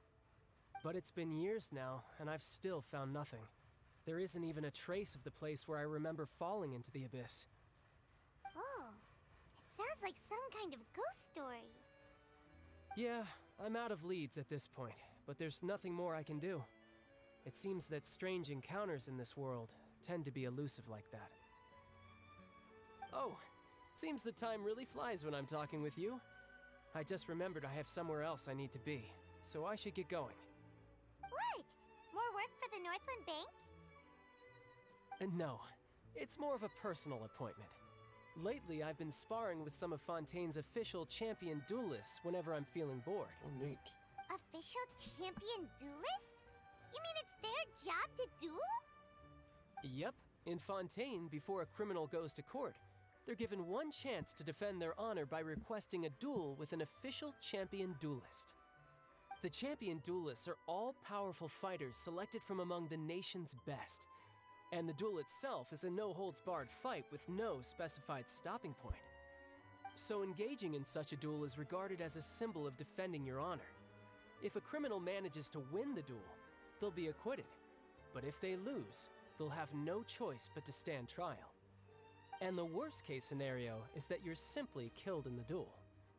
Though it's rumored that Fontaine has a death penalty, from what I can tell, no one has ever been officially sentenced to death.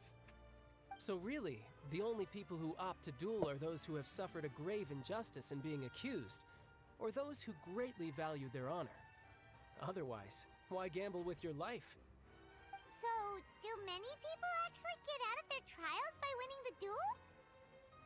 Apparently, it's exceedingly rare for anyone to actually win. Fontaine probably enacted this system as a way to show that the nation respects the honor of its citizens. Besides, none of the champion duelists are to be trifled with. Which is exactly why I was itching to face them as soon as I got to Fontaine. Apparently the one I'm meeting today, Clorinde, is the strongest of the champion duelists. I had been asking her for some time before she finally agreed to face me today. Well, that's child for ya. Paimon feels like we heard that name somewhere before. Clorinde. Oh, before I forget, I want you to have this. Huh? Your vision? You're seriously just giving it away? I'm just worried that it could become uncontrollable again.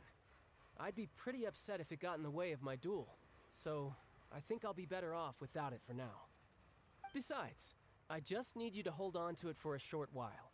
I'll come retrieve it when I have some time later. Paimon knows what you're up to. You just want an excuse to come talk to us again, don't you? Yes. Whatever gave you that idea? I'll be in touch later. That sneaky guy. He said he's been feeling down lately, but he seemed the same as ever to Paimon. Well, since we don't have much to do for now, we might as well walk around and see the city before Lenny's performance.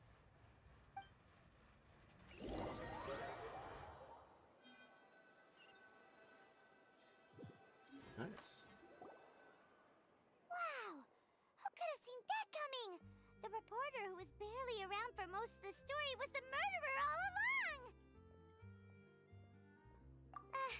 Sorry. Paimon was just surprised, that's all. Paimon never... The whodunits here in Fontaine are a lot different than the light novels you see from Yai Publishing House. Both have their merits, but Paimon thinks this style of novels are more... It's so exciting to reach the moment when the mystery is uncovered, especially in the one Paimon was just reading. You should buy a copy and read it. Oh, sorry about that.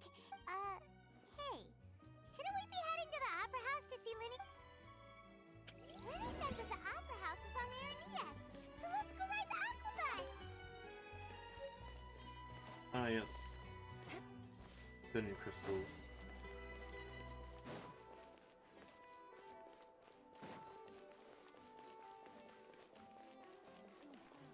I could make a fortune from this.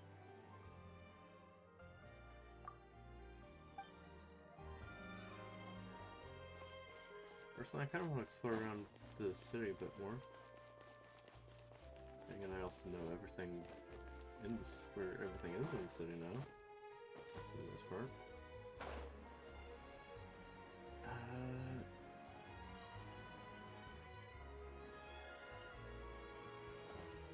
More speed.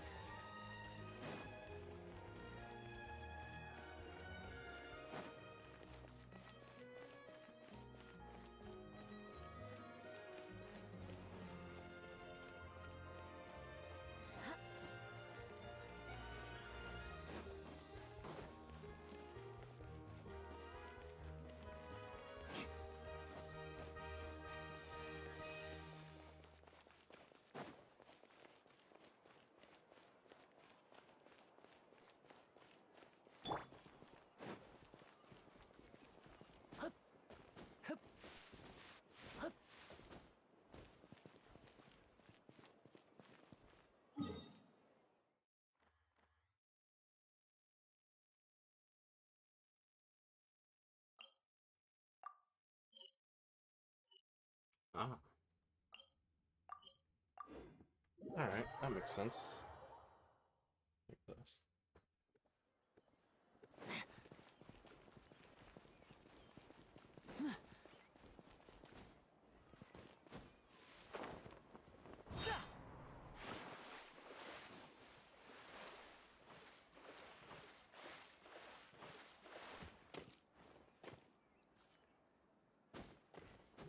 Is there a law against climbing up the walls, Fontaine?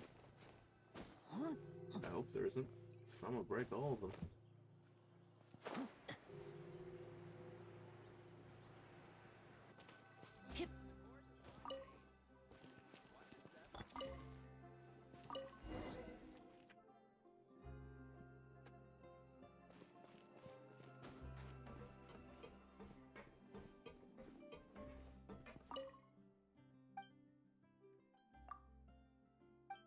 immediately.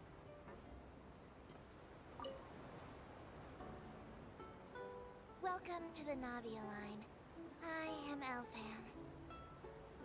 The boat will be departing imminently. Please do not stick your head, hands, or other body parts outside the boat. The Aquabus operator is not responsible for any accidents or injuries resulting from doing so. Also, please remember to buy the steamboat. Oh, I don't do that myself. The destination of the current tour is Aeneas. Points of interest worth visiting include the Fountain of Lucine and the Opera Epiclese. If you look to the left in the direction we are currently traveling, you will see the famous Fontaine Research Institute up in the sky. An experiment gone wrong turned a new sightseeing opportunity. Human ingenuity truly is a wondrous thing.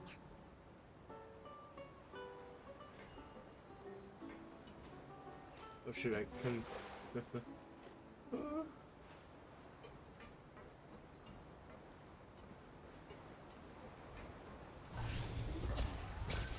that's a shrine set. We are now approaching our final destination. Please be sure to bring all your personal belongings with you as you disembark. Even though I will take any forgotten items to lost and found, the paperwork is rather annoying, as Melusine hands are not suitable for grasping pens. Please be careful when disembarking. It has been my honor to be your tour guide this trip. Thank you.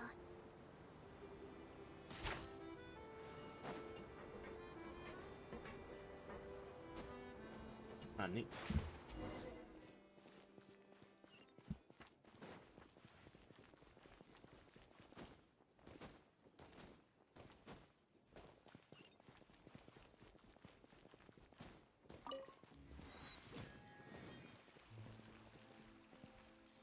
Can the boss be found over here? Yeah, they can.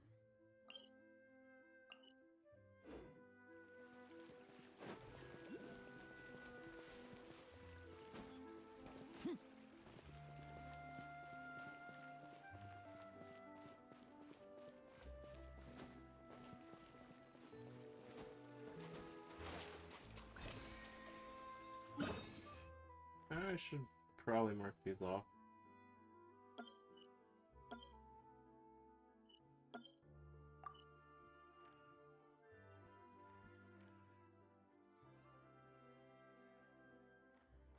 And there's one here-ish.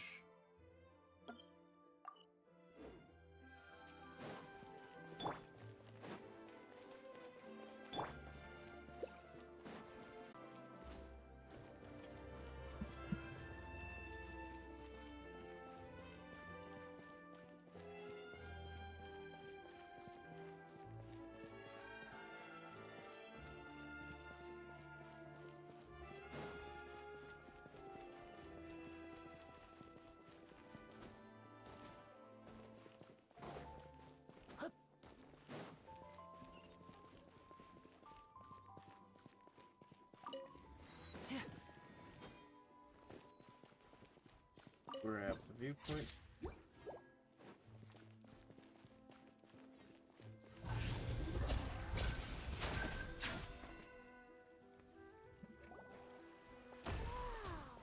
Now this is fancy! Huh.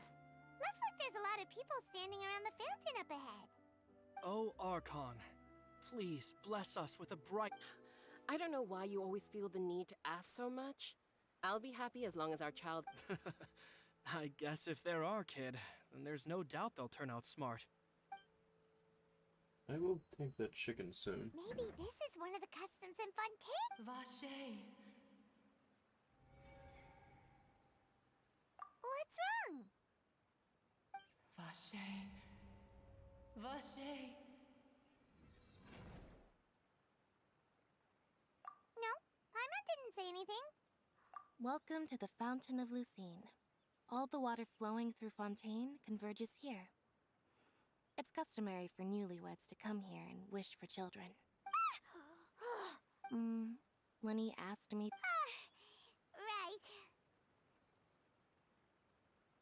What do you mean? There are a lot of people here right now. Hey, you're not trying to scare Paimon, are you? I see. I might be able to tell you some. In fact, you might not be imagining things at all. I suspect that what you heard is a result of your hypersensitivity to the hydro element. Others. It's because of his sensitivity to the hydro element? But what would hearing a voice have to do with elemental power? When do you cry, Paimon? Wait, what? Just answer me. And you feel sad, clearly. When Paimon's really sad? Oh, and Then you should understand that tears contain your most intense emotions. Like I just mentioned, the Fountain of Lucine is where all the flowing water in Fontaine converges. Even the tears that fall to the ground will eventually gather here. So maybe what you heard was the intense emotion coming from someone's tears. so what did the voice say? Huh. If you were hearing their... Rather than worrying about them, we should... Don't let that calm look of his fool you. He tends to get pretty nervous just before a performance. So chatting with Linny might help him relax a little before he goes on stage. Oh, right. That makes sense. Let's go in and...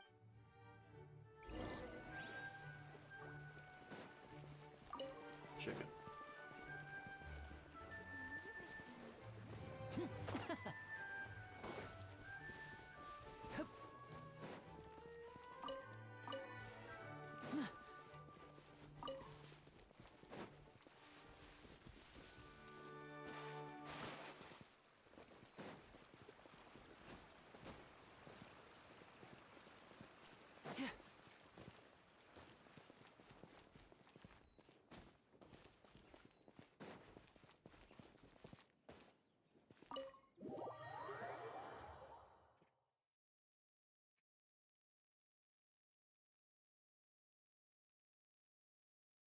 Is this the hydronation symbol?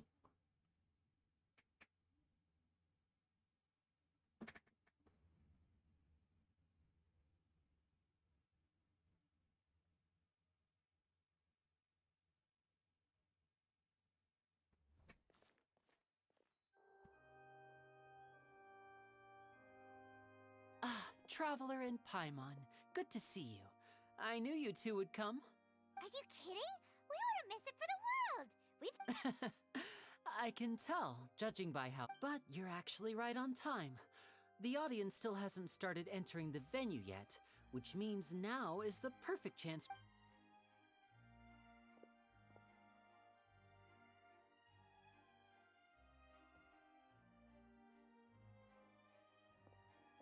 The Opera House has assigned seating, so you always have to make reservations.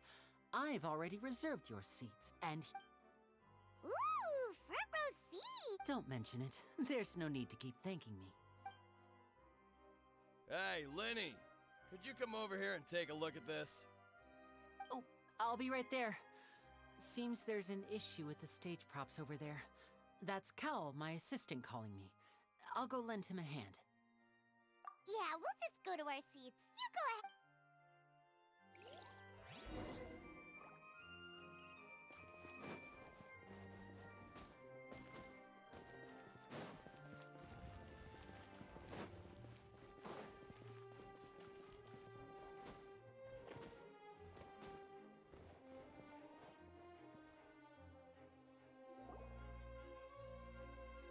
Who am I sitting next to? Who is that? These should be our seats.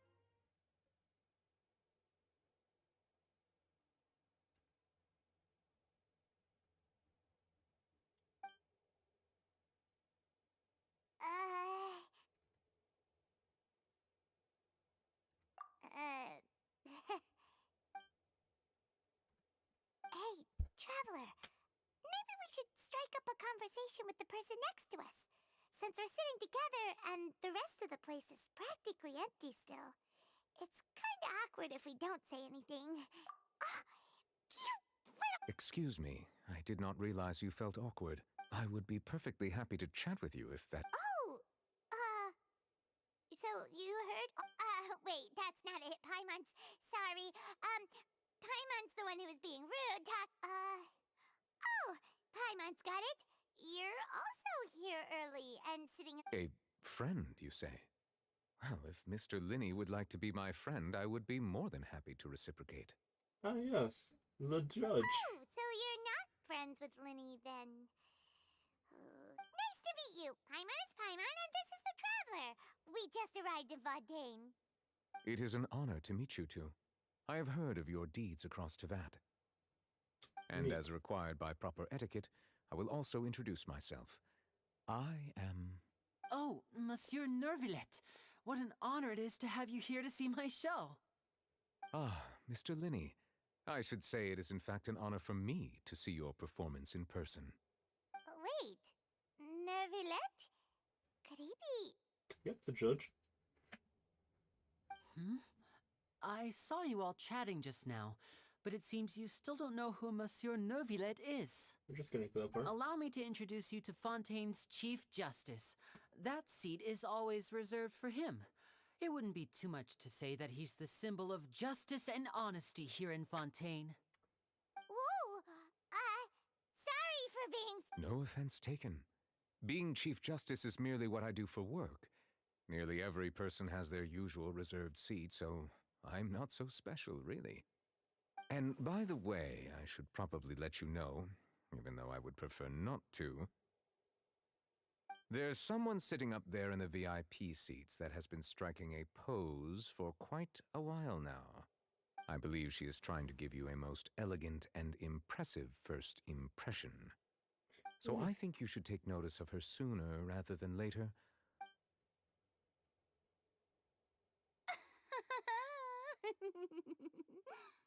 Huh? Oh, it's Farina, the Hydro Archon.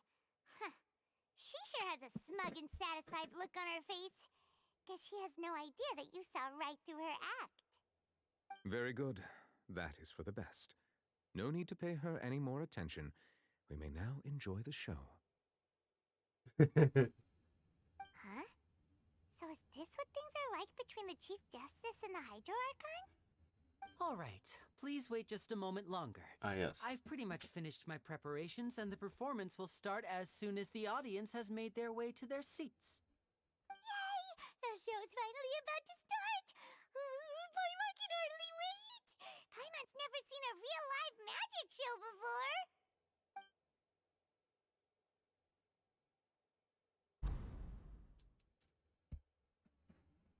Woo! They're dimming the lights! The show must be starting!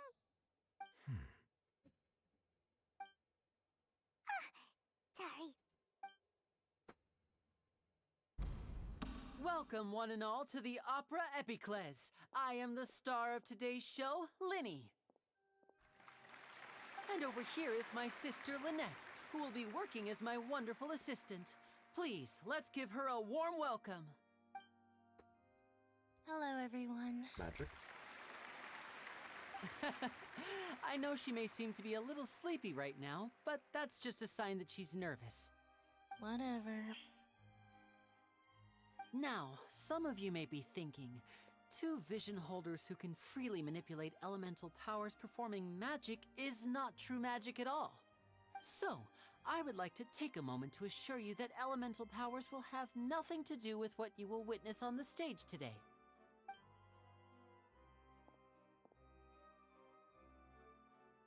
Both Lynette and myself have removed our visions for the show. That way, even the gods won't be able to help us. Oh, good point. That's what makes the show real magic. Simon, be quiet. Now, Go turn and watch the without show. further ado, let the show begin. Lynette will now exit the stage to make some preparations. I know you might miss her, but don't worry. She'll be coming right back on stage momentarily. Perhaps in an unexpected way. I'm sure she'll be stealing the spotlight soon enough. Oh, and before I forget, there's one more thing I should say. You never know what can happen in the blink of an eye.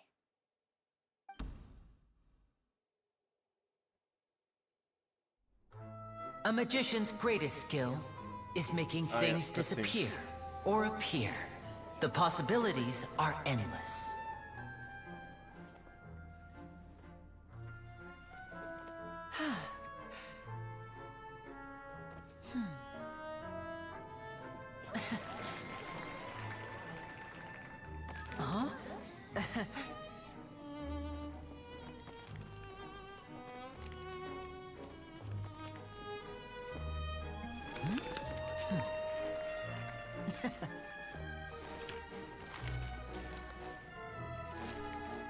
But this isn't what you came for.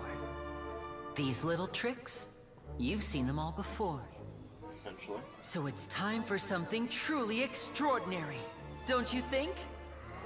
This one's a little tricky.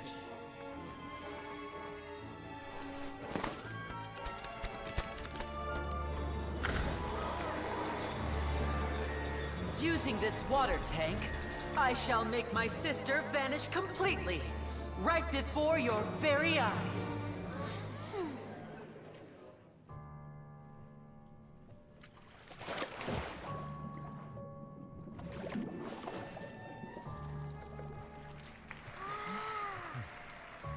It's actually quite simple. She'll just turn into air bubbles and float right out of the top.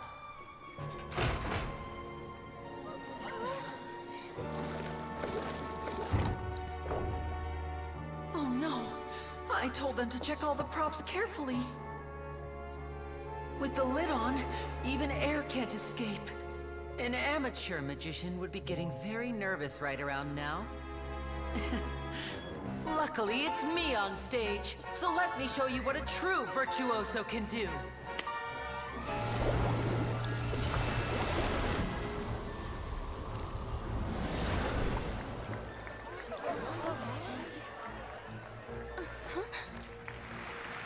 Lynette, are you still there? Don't go too far. We don't want to use up all our magic. Hi, I'm back. Uh-huh.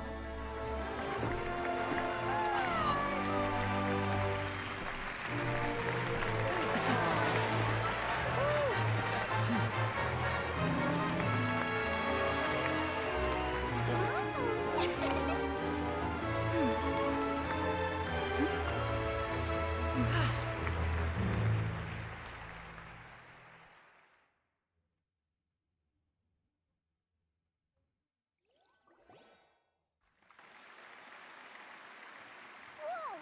What in the world just happened? How did he do that? Paimon didn't see him do anything! Wasn't Lynette inside the water tank? How did she disappear and then reappear out of nowhere? If we could see easily through his tricks, then that would mean that his skills are still lacking. To appreciate magic, you should focus on the show happening on stage, rather than getting caught up in trying to see that which has been intentionally hidden. Guess you're right. Paimon couldn't believe her eyes when Lynette reappeared. Amazing! Thank you everyone. But our magical journey has only just begun. I've prepared even more astonishing surprises for everyone here. The magic of transformation and disappearance can go far beyond what you've just seen. I'm sure many of you are thinking that escaping the water tank was impressive enough, but Lynette is still my assistant after all. In which case, I have ample time to make all necessary preparations. So, for my next trick, I will require the participation of one lucky audience member. Please, if my assistants could bring out the magical boxes now. There are 2 boxes and only 2 boxes. One is here, and one is there in the aisle among the audience. I'm sure many of our clever audience members have already guessed our next magic trick. A swap! Our lucky audience member and I will each enter a magic box. After 1 minute, we will each emerge from the opposite box. Now please, everyone pay very close attention to the box you see here. Don't give me any chance to make a move. Wow! How's he gonna do this? Hey, do you think this is all magic tricks, or does Lenny have actual superpowers? The lucky audience member will be generated by this random number selector. It selects numbers entirely at random. Even I don't know who will be chosen to participate. Now then, let's begin. Let me see. Oh, row 7, seat 3. Congratulations!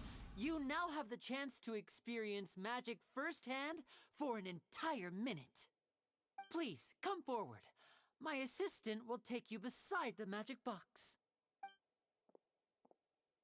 I'm sorry, it might be a little cramped inside, but no need to feel nervous. We've carefully arranged everything for you to be as comfortable as possible. You don't need to do anything, but no matter what strange things may happen, don't come out of the box. If the magic is interrupted, who knows where you might end up? You might even find yourself in the Fortress of Meripede. Oh, okay. All right. Before I enter the magic box, there is one more thing I need to ask the audience to do. Could you all give me a countdown? Like this. 60, 59, 58. Just keep counting down. You can go a little faster or slower if you like. I won't be able to see anything in the pitch black box, so I'll be relying on your voices to know when time is up. Oh, and no tricks now. If you quickly count from 60 in just 30 seconds, then I'll be in a tough spot. Ooh! Paimon kinda wants to count faster after hearing him say that! No, that won't do. I can see it in your eyes. You still can't. Come on, repeat after me. 60, 59, 58. 60, 59, 58! That's right, perfect. Keep it going. All right, I'll see you all on the other side once you've finished counting. 54, 53, 52? Why aren't you counting, Neuvillette? I am counting in my head. I think things are exciting enough in here as it is. Merely a consequence of my identity and personality. Oh, all right. You look so serious that... 40, 39, 38! Mr. Linney, are you all right in there? Is everything ready? Yes, I'm fine. I'm just double-checking. It would be a disaster if we get sent to the wrong places. Even though he's saying that, Lenny doesn't seem nervous at all.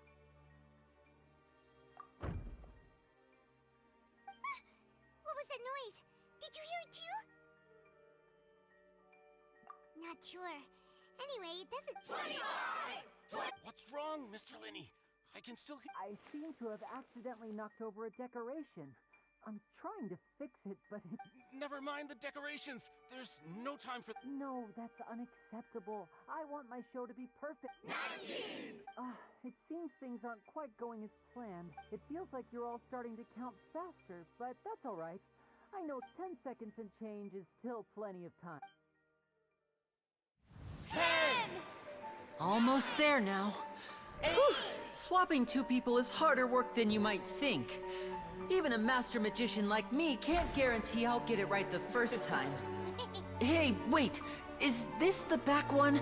I can't tell. They both look the same inside. Huh? No, that's not it. I'll try again. 7! Hey, slow down! Honestly! 5! 4! 3! Whoops! That doesn't count! 0!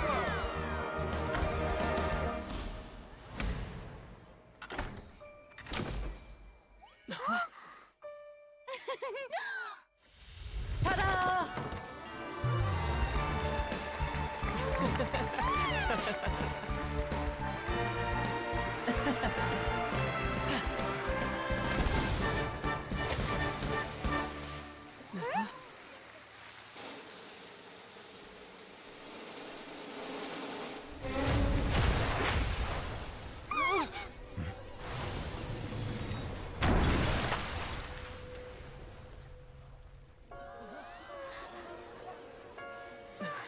What happened?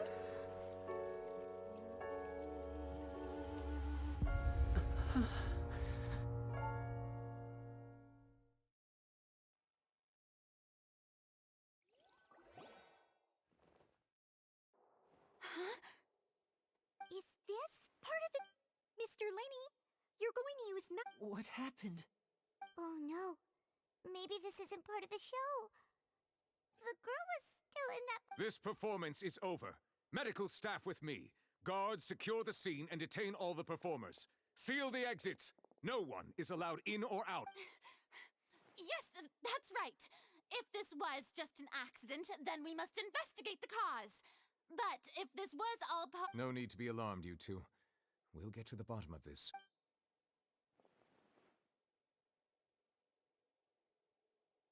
Unfortunately, the person who is in the magic box has been pronounced dead. His name was Cowell, one of the assistants in Linny's magic troupe. Apparently, the fireworks on stage ignited the ropes that were suspending the water. As of now, we are still not sure why we found Cowell in the box, rather than the guest from the audience. And after an initial search of the area, the guards have confirmed that the girl is nowhere to be found. It appears that this incident was not merely some mishap with the performance, and there are many indications that it is connected with the case of the serial disappearances of young women. The serial disappearances case? That's the case that Charlotte mentioned before!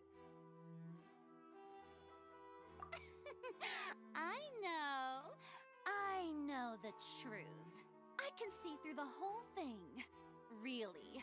I say that our powerful magician, Mr. Linny, is now the prime suspect for the serial disappearances case. Huh? Why me? This whole thing was an accident. No, this all occurred during your magic show, did it not? The missing girl disappeared after being chosen, did she not? The deceased, now that I think about it, that whole speech about magicians making... That can't be right! How can Linny do this? He was in the box on the stage the entire time! We can even hear his voice! Besides, before the show, he told us that he would like to catch the criminal behind the disappearances! He couldn't possibly mean catching himself!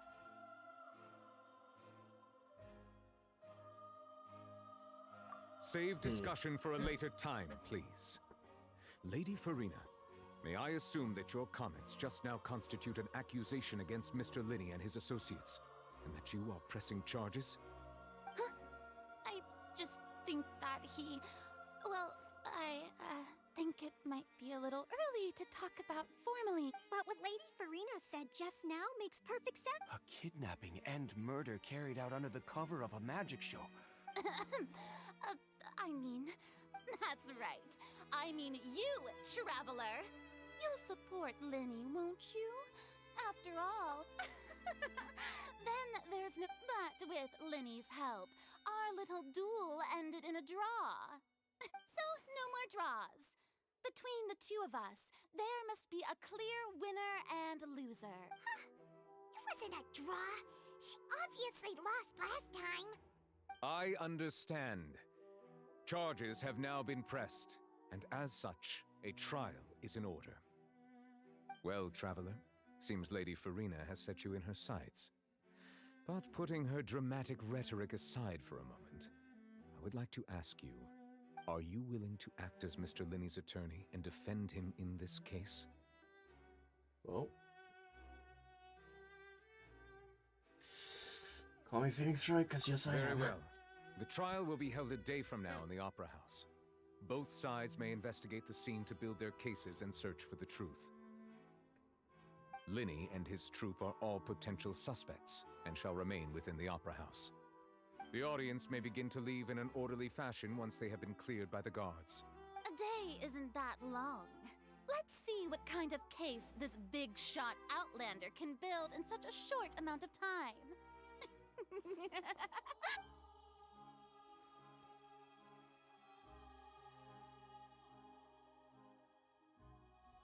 Linny! Sorry about everything that happened just now. Of course! Who wouldn't be scared after witnessing an accident like that? Yeah, I'm a little shaken up myself. How could this happen? And poor Cal. I know you already claimed that you would defend me, but now it's just us talking. Tell me, do you think I could possibly be the murderer? Good to hear. Thank you so much for trusting me. I'm sure everyone sees me as the biggest suspect at this point. But if you ask me, the whole thing is mysteries layered upon mysteries, such that all that's left is confusion. I don't know whether what happened there on the stage was purely an accident or not. And I don't know why poor Cal was in the box. As for how that girl chosen from the audience could suddenly disappear, I'm afraid I don't have any answers either. If someone tampered with my performance, then we need to figure out what they did. Even a skilled and knowledgeable magician like myself couldn't pull all that off in just 1 minute. Which is precisely why we need to investigate. As this book says, the impossible could not have happened. Whatever happened must have been that which is possible. Paimon bought them when we were reading at the bookshop in the city earlier. Pretty cool, huh? Don't worry, Paimon used her own savings to buy them. It wasn't from our travel funds. Paimon? I think they look cute on you, Paimon. Since when have you been getting money? You have good taste, Lynette. That's the right attitude. Feeling depressed is, but with the guards watching our every move, it's going to be especially difficult for. Good thing you agreed to be our attorneys. Yes, thank you so much. Yeah, just leave it to us. Oh, since we're going to start investigating, Paimon has a question first. Where did Lynette go during the performance? Oh, well, I'm afraid that would involve some of our essential trade secrets as magicians. The secrets behind our magic are past saving, Linny.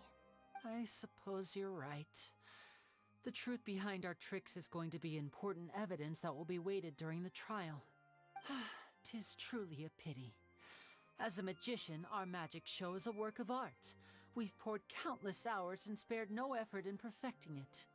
But if revealing our secrets will help you uncover the truth behind what happened, then it will be well worth it. We should go somewhere else if we're going to discuss our magic tricks. We'll go speak with the guards, and in the meantime, you can go investigate the stage and the seating areas. Alright, let's go have a look while the investigation teams are still here. Detective Paimon is on the case!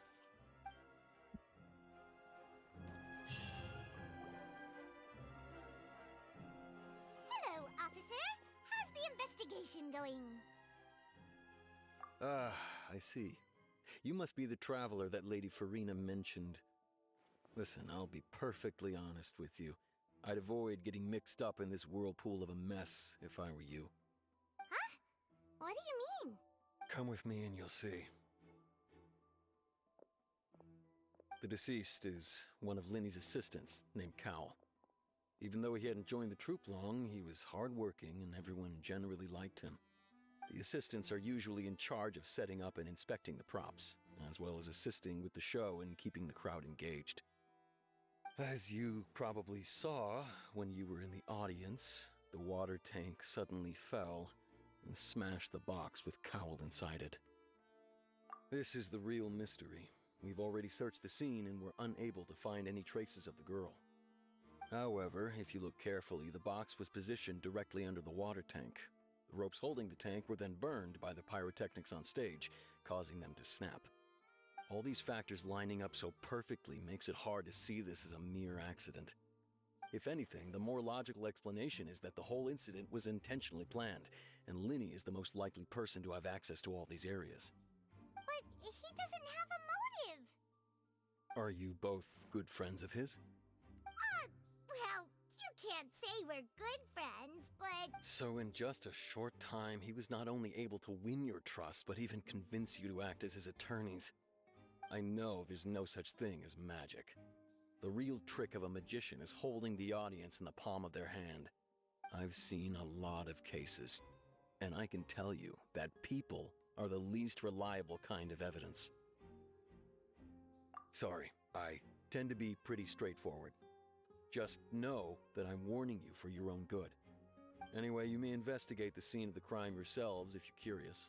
Who knows, maybe you'll be able to come up with some new evidence.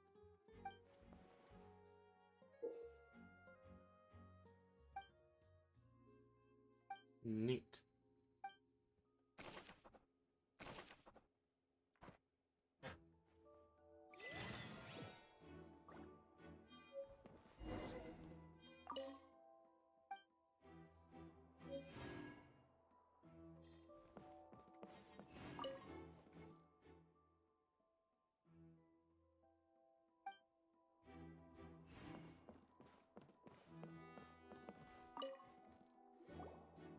So this is the rope that broke and caused the water tank to fall.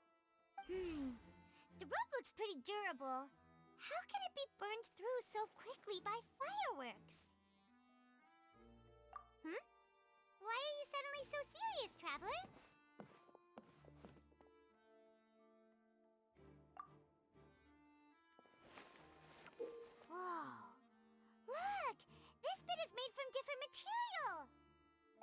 it was burned away, but there's still a little bit of it left.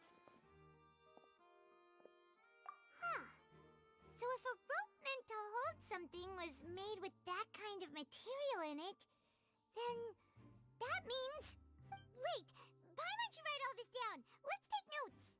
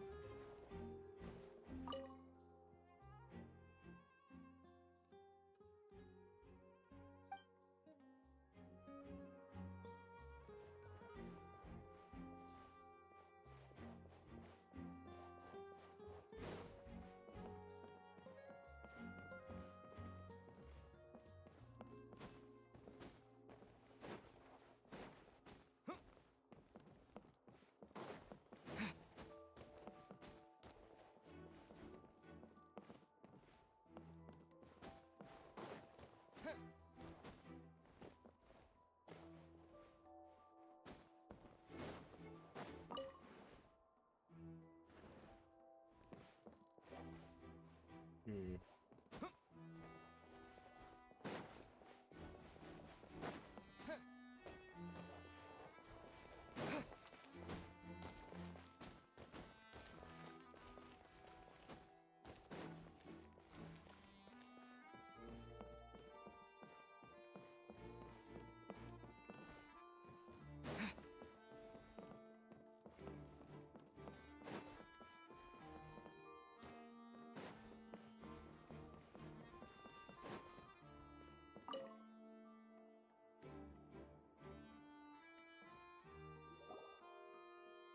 The investigation Wolf. team has some new findings. Welcome to the Turns out stream. there's an issue with the random number selector after all. Or if you're still here. See, I told you. What if the machine picked some big guy's seat? You think the murderer... Sorry to interrupt, but we're helping Linny and Lynette with their side of the investigation. What were you saying? You're trying to help them? Linny used the machine to pick a random member of the audience during his performance, right? The lucky girl that later disappeared.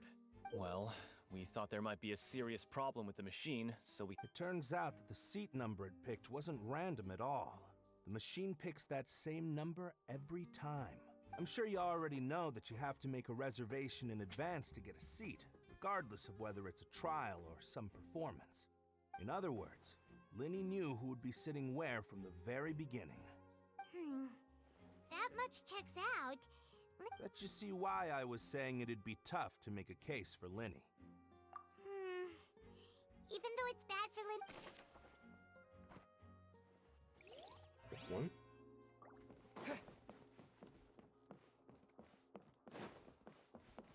No.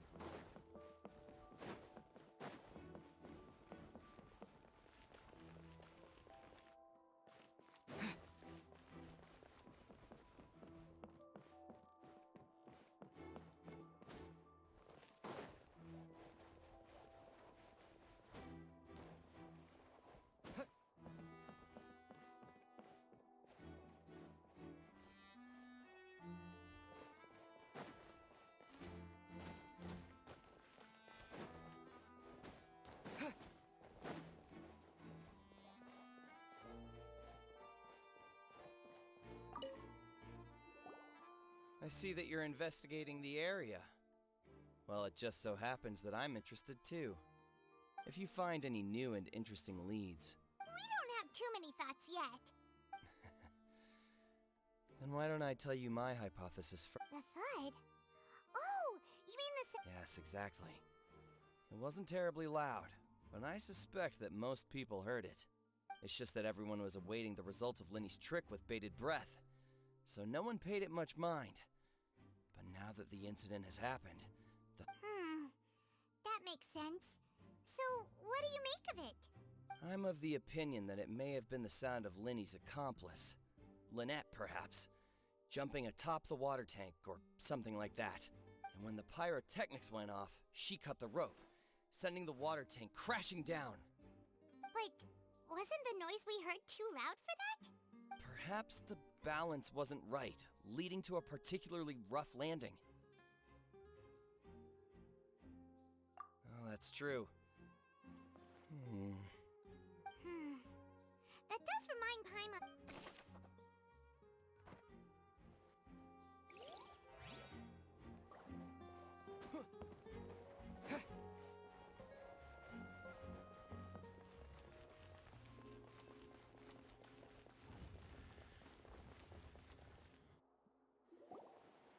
Hey, you! Yes, both of you! Over here! I've been keeping an eye on you for a while now. The Mafia. Huh? You mean us? That's right. If I'm not mistaken, you're also among those who wish to cut down the thorns and pursue the truth. No? And by the looks of it, you're not from Fontaine.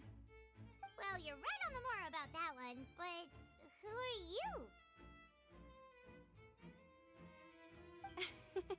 From mediating disputes and providing protection to solving conundrums, you name it, Spina di Rosula does it. And I, Navia, have the honor of being its renowned president. And a Geo user. Though those who play by our rules call me boss. I'm Silver, her attendant. Pleased to meet you. Oh my gosh, your friend's And cool. I'm Melus, Demoiselle's various daily needs and affairs. Huh? Boss? Demoiselle? What gives with the names? Well, I am the second generation president. Malus and the others are still used to my previous title. My apologies, Demoiselle. Should you prefer, boss, I will endeavor... No need. You don't have to call me boss. Just Navia is fine. Okay, if you say so. Not that we're members of Spina di Rosula anyway. All merely trifling details. Never mind. Now, back to the situation at hand.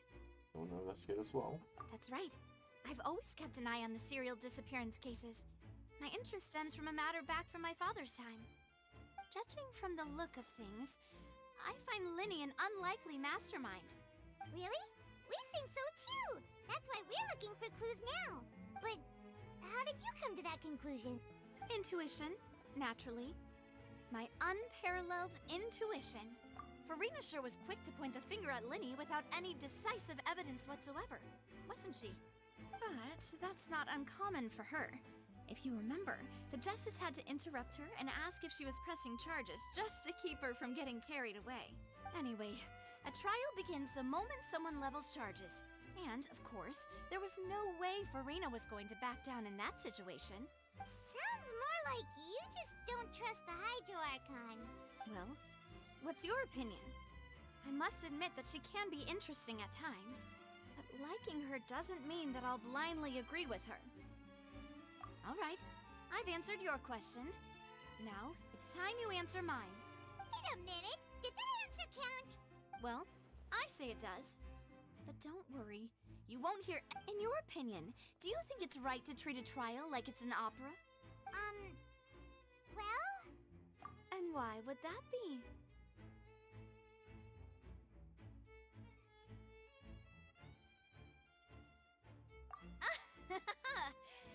See? Most astute of you, Demoiselle. I too think that the travelers, no matter how wonderful the script or how fervent the audience's expectations may be, the trials that go on stage here must be based in fact. And if that can be done, boss, then... All right, that's quite enough, Malus. Anyway, I like your answer. You passed with flying colors. Now, I need to make some preparations, following which our joint investigation shall commence. You two shall be my assistants. Wait! Since when did we become assistants? Oh, well, I can be the assistant. Sure. Or your companion, if you like. I'm really not that fussy. That's more like it. Far be it from me to brag, but I believe that Demoiselle's intuition will be instrumental in uncovering the truth. Naturally. You wish to save a friend from false accusations, and we wish to You have a point. Huh. You're quite the talker, aren't you, mister? And what about you over there? What do you think? You seem like you've got something on your mind. He's asleep. I have nothing to add. Because you were asleep. Alrighty then. We'll be making some preparations first. Just be sure to let us know if they start revealing Lenny's tricks. Thanks!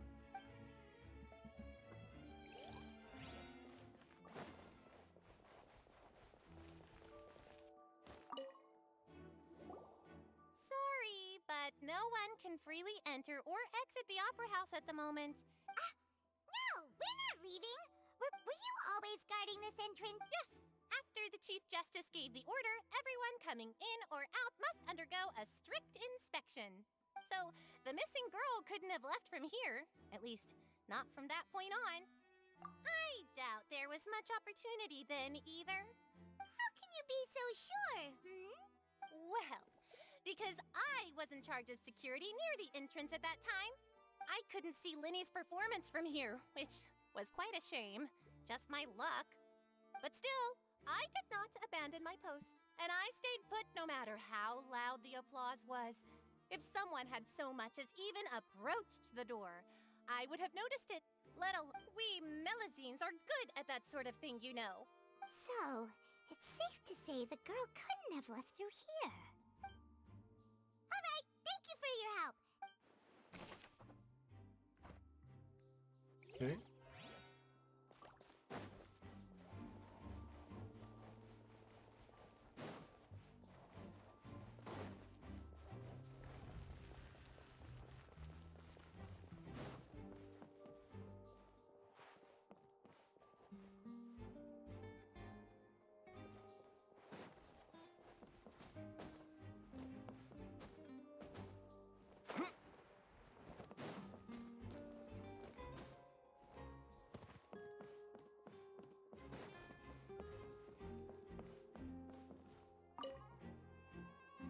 Go ahead, have a look around.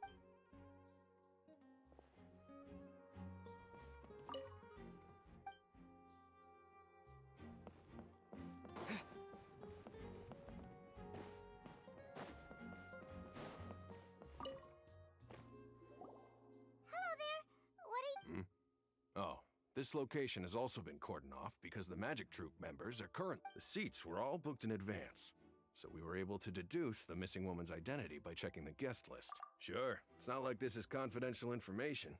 We will publish it later. Her name is Halsey. She's a painter from Fontaine who's made a bit of a name for herself. Apparently, she wasn't a regular at the Opera House, but she'd been feeling some pressure with her work lately, which made her decide to come see the magic show. The Magic Troop members all claim not to know her. We have looked into her social connections. It seems that she has no personal grievances or conflicts of interest with the suspects. Simply put, she wasn't related to the Magic Troop at all, which matches the features of the previous serial disappearances. Were the victims of previous cases also chosen at random? That's how it seems to us, in any case. Apart from the fact that they were all young women of around the same age range, there really weren't any other connections between them. Okay then. No need to be so formal. If you do happen to see the missing girl, please be sure to contact us. It is of utmost importance that we get to the bottom of the...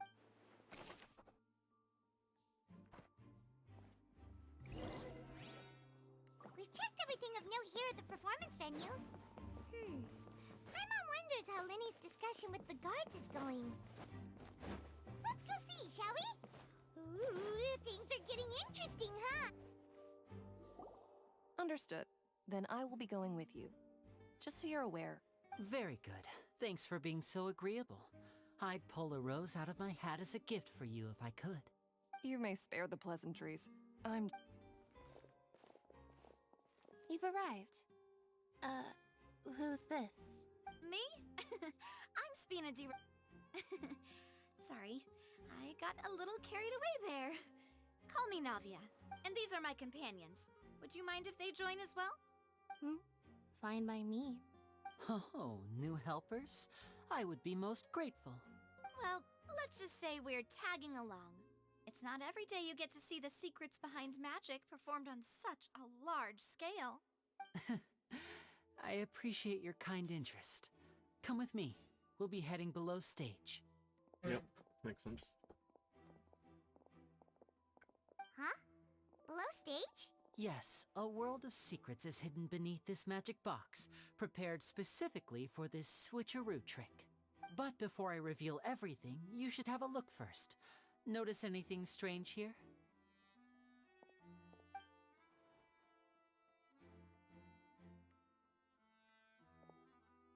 I'm not trying to be dramatic. Remembering the details of a trick will help you understand the methods used to perform it more easily. Huh. Weren't there balloons and other decorations here? Where did all that go? Ah, good eye.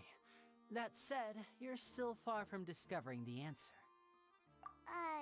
The back? You mean the inside of the door? What's different about it? Paimon didn't notice anything. Very good indeed. I thought you might not be able to catch that, given that you were sitting in the first row. The back of this door was patterned. Those patterns are now gone, replaced by a smooth wooden board. So, if you put 2 and 2 together, what do you get? Exactly. Oh, so there was a passageway under the magic box! I knew you'd figure out most of it as soon as you saw this place. The 2 magic boxes are positioned right above the 2 entrances of the tunnel. See this flatbed trolley? The box with the lucky audience member in it would be shuttled over to the other side using the trolley. This trolley can raise and lower and even rotate, ensuring that the box will face in the right direction. I see. So that's the purpose of the box inside another box. Precisely. The inner box would descend after the audience member was put inside and be moved along the trolley, all while the outer box would remain on stage as if nothing had ever changed. So that's how you did it! Once the box was lowered, the trolley would store some energy through this device here, with which it would complete the rest of the steps. The audience member would only be able to feel some slight movements in the dark, and by the time she walked out, she would already be back on stage. Right! You were talking that whole time, and you even came out for a moment near the end! Ah, yes. A phonograph operated by Lynette was used to achieve that effect. My assistant and I had already scripted our conversation beforehand. When the countdown began, I had already gone to the opposite box via a tunnel using that ladder. And what about Lynette? Where was she? I was in the mezzanine space in the back of the box. Oh, interesting! That's how we were able to coordinate Linny's lines with the assistant. And, by the way, I was the one who walked out of the box at the end. I mean, we are twins. All it takes is a change of clothes and no one can tell who's who. And that's my favorite part of this trick. Only Lynette and I can perform it. So that's how it all worked! Wow! Every detail you revealed was more amazing than the last! Lynette would briefly walk out of the box and then go back in, jumping into the tunnel and escaping before the box on the trolley could finish ascending. And then I walk out of the other box in the audience area, and the trick would be complete. The operative word here being would. But as you saw, Cal was in the box, not our audience member. She, on the other hand, mysteriously vanished. We really don't know how that happened. If not for that interlude, this would have been an astonishing trick. I probably never would have figured out how you pulled it off. And yet, to think that someone was able to use this magic trick to commit a crime. Could we have a look around? I think we can come up with some more leads. This is the scene of the crime, so Linny and Lynette are not permitted to stay. Yes, of course. No need to be so strict now. I won't disappear into thin air, you know. Thanks, everyone. We're counting on you.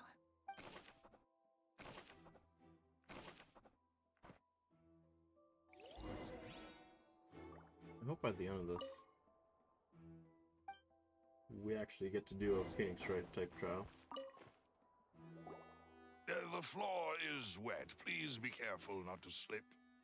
Speaking of which, Why would there be water here? Oh, Paimon knows! It's one of those tricks where you...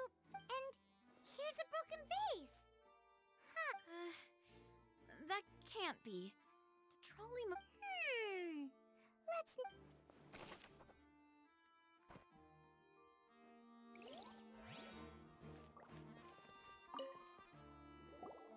Oh, these are the clothes that the lady chosen from... Her clothes are here, but she's nowhere to be found. Right. And do you really need to do... Ugh. This is so confusing. Paimon doesn't want to be a detective anymore.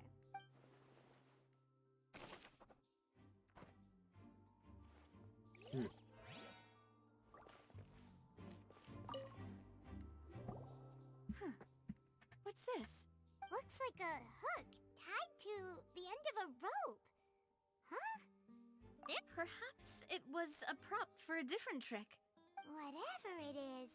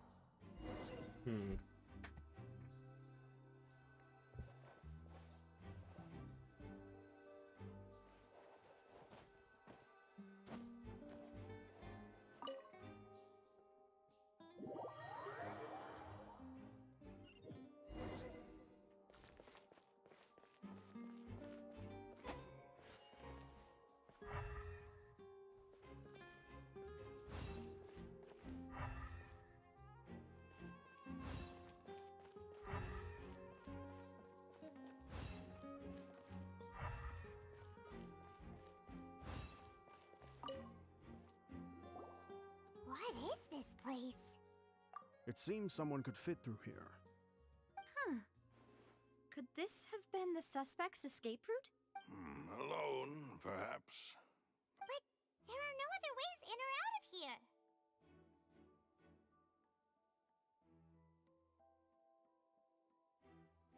Oh, you're right! Let Paimon write that down.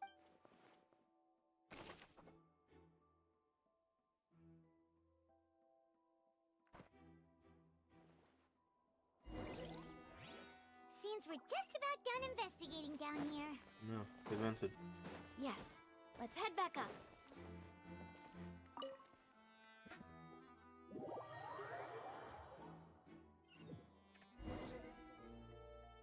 Well, we've ascertained the state of the crime scene.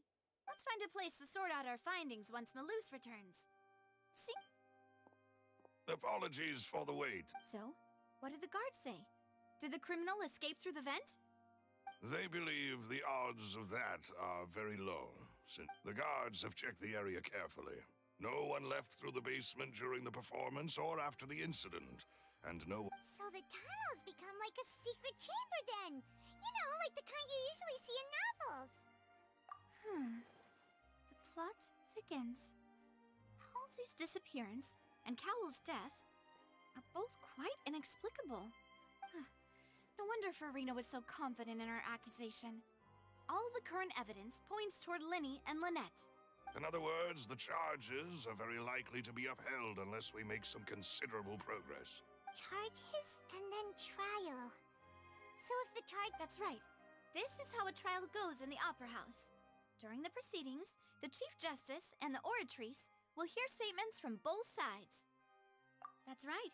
This is how indemnitium is produced.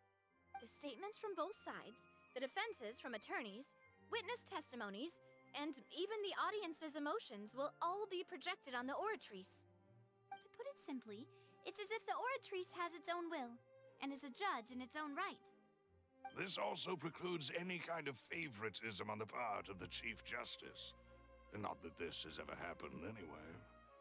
Once both sides have finished speaking, the Chief Justice will make his final decision. This, too, will be used by the Oratrice as a reference. Then, finally, the Oratrice will be consulted by officials. The result it returns is the will of justice itself. Huh? So that machine is the one that actually decides? Paimon thought Neverlet called the shots.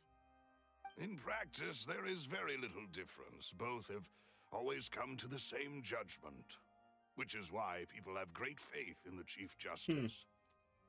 Ah, yes, the guards also asked me to convey that none of us will be allowed to leave this place before the trial.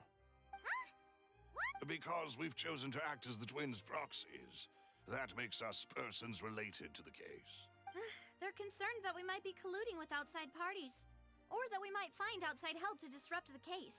And even if that were not so, it could prove problematic if we happen to spread key information about the case ahead of time.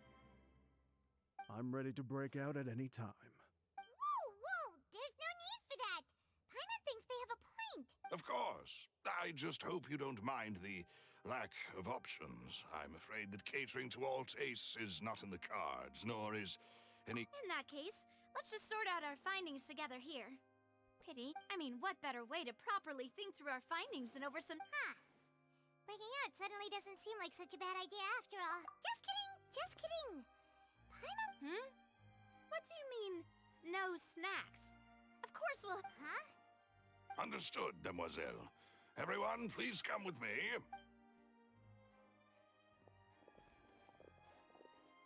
Wait, you're carrying a portable stove with you? Yes, I must be prepared to meet the Demoiselle's baking needs whenever the... I have eggs, sugar, and almonds at the ready. Good work, you two. Then I'll get to it. These three are quite the interesting group. Interesting. And Paimon thought it smelled... From the way you had these two guys carrying all that stuff around, Paimon thought you'd have them do more during the baking process. But you ended up doing the entire thing by yourself. Beating the egg whites, grinding almonds, everything. I was applauding. And I was giving encouraging smiles. Paimon was just thinking. Aren't you worried about getting your fancy dress dirty beating egg whites and baking like this? Well, I don't think it's carved in stone anywhere that fancy ladies can only read books, sip tea, ride horses, and play the piano. I just really enjoy making snacks. Don't underestimate beating egg whites, by the way. It's a real arm workout. You also need to beat them to just the right consistency, or your macarons will crack. Anyway, give these a try, fresh out of the oven. There's 3 for each of us. Only 3? Well, eating too many sweet treats might send all that sugar to your head. You wouldn't be able to think... Tea is ready to be served as well. This is Demoiselle's favorite, strong black tea with a floral fragrance that clears the mind and lifts the spirit. No need for concern. I'm merely doing as I should.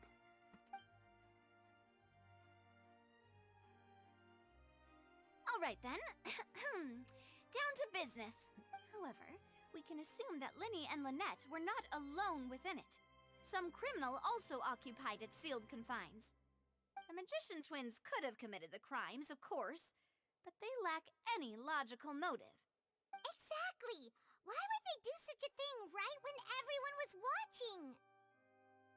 The flower vase and the thud we heard during the performance could indicate some altercation between Halsey and the criminal in the tunnel, resulting in the shattering of the vase, the discarding of her clothes, and her abduction. Perhaps the criminal thought that since she was chosen from the crowd, she would be too easy to identify if she was still wearing the same clothes. Paimon thinks that makes sense, but the real trouble is... True. None of the clues we found thus far support the existence of this third person. But the only people left to consider are both technically victims, whether it's the missing girl, Halsey, or poor Cowl. Huh. Could Halsey have secretly made modifications to the magic props in order to murder Cowl before making her escape? That's right. And even if she had tampered with the setup, she would need to understand the entire trick to pull it off. Nor does she have any motive. The guard said that she has never had any dealings with the magic troop's members. Were we not thorough enough in our search? From the sound of things, this is turning into an impossible case. Your macarons are amazing, though, Navia. They smell... They are my specialty, after all. And I see you've already had 5 of them. What? 5? Oh, that can't be right. Paimon only counted 3, honest. Please don't worry about it.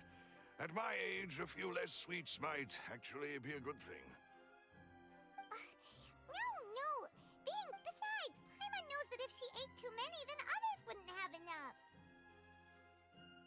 Wait, even you don't believe? If Paimon ate those 2 extra macarons, then... All right, we get it. Well, I suppose one of us might have gotten too engrossed in our chat and eaten... Malus, set up the stove again, if you would. Huh? Making sure everyone gets 3 macarons, of course. Exactly. We don't want to... As you wish, demoiselle. And I have the egg, sugar, and almonds. Well, this...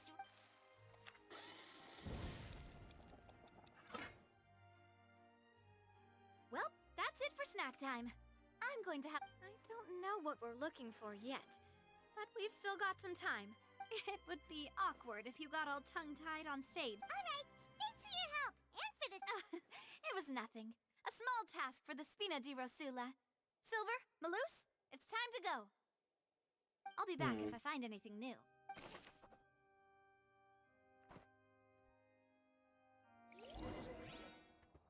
All right, it's time to put our heads together. We've got...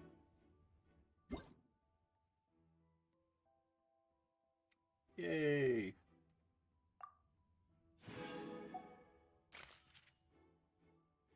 Finally got the cake. Oh, it's...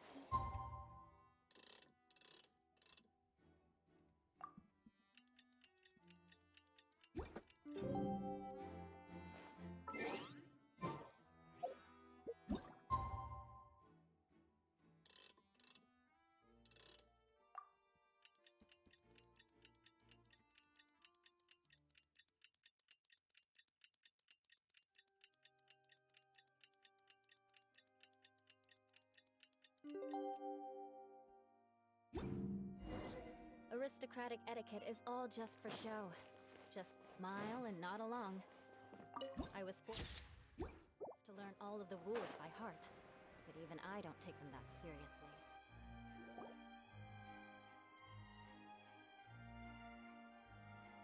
What do we do?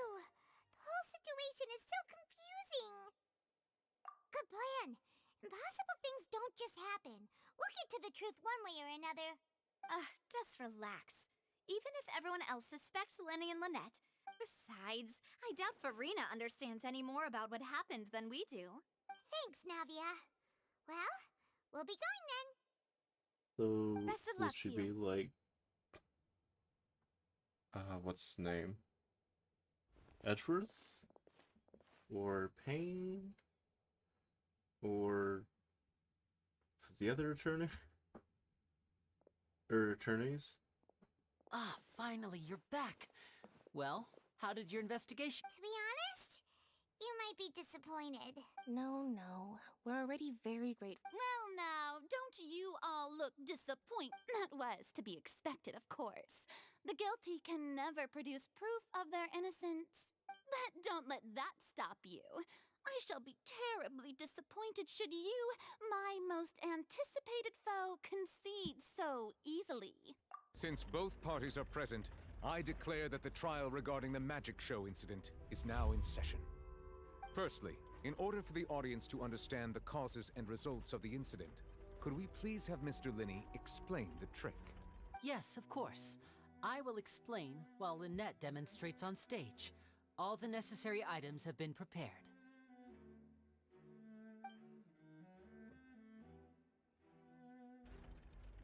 Thank you, Mr. Linney. In that case, I take your statement to be that you ran to and remained hidden within the magic box in the audience stands once the trick began, and thus could not have committed the crime. Is this correct?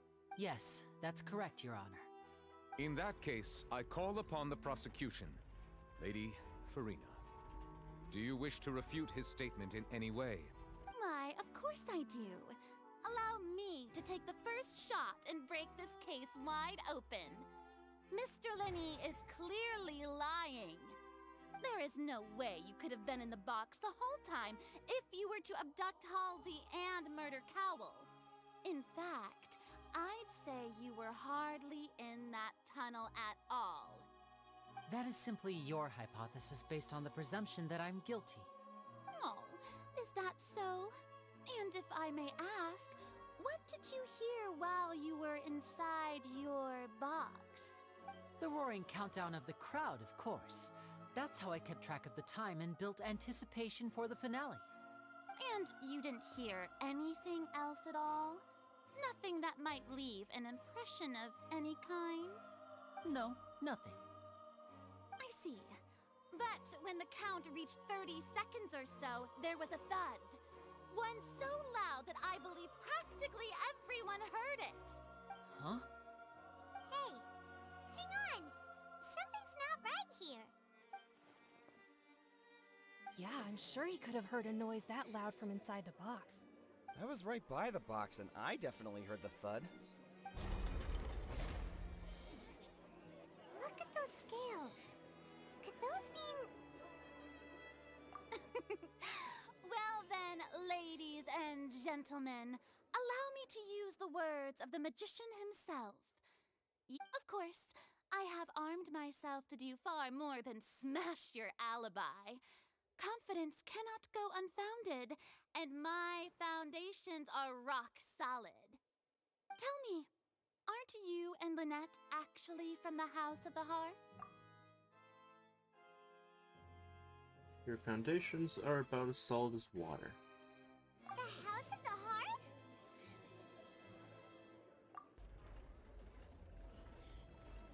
No wonder they did something like this. So the serial disappearances were the Fatsui's doing. Now it all makes sense. I've got a feeling that what happened on stage probably wasn't just an accident. That's irrelevant. Our identities have nothing to do with what happened. Indeed. Then perhaps you could tell us everything that happened during that 1 minute. Your first priority is to prove yourself innocent after all. I'm sure there is little that needs to be kept secret now. Unless your script already has holes in it. The Outlander is speechless. My, oh my, don't they look flabbergasted? Now comes the infighting and discord, I suppose. This was almost too easy. Good thing I made all those preparations. Seems the all-nighter I pulled last night is really paying off. Hey, Linny, why didn't you tell us... Order! Order! Mr. Linney, allow me to re-establish the facts. Lady Farina has raised 2 points. First, when the thud was heard in the Opera House, you were neither in the box nor the tunnel. Second, You and Ms. Lynette are both members of the House of the Hearth. Are these claims true?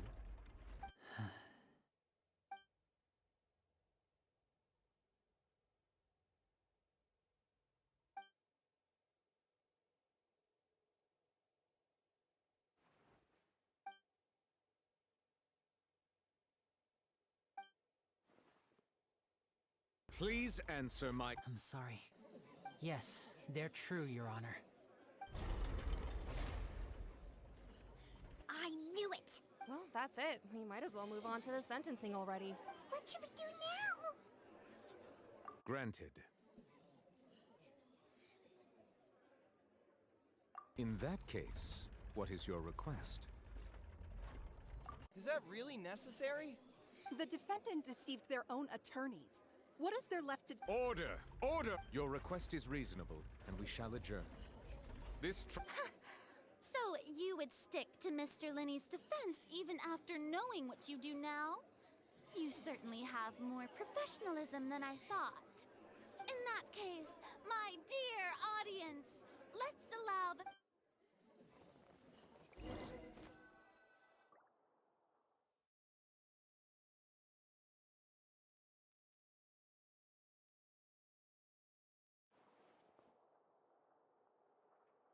Well, this is awkward.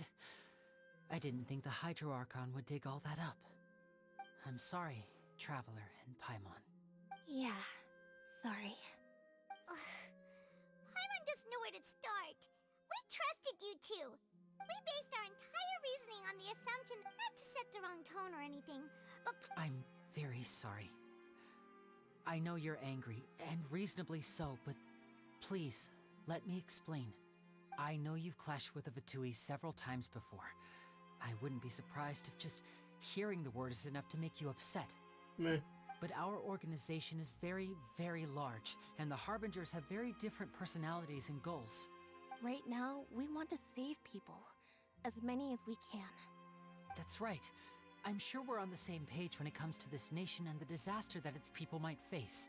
I knew if it weren't for our respective identities, we could become good friends. That's why I didn't wish to flat out lie to you, but chose to hide some details instead.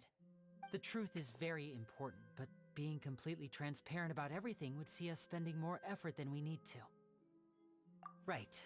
So, you be the judge. Heck, if I were you, I fear that I'd even struggle to trust me at this point. You met a Fatus who works as a magician, a trickster by trade. All by coincidence, too.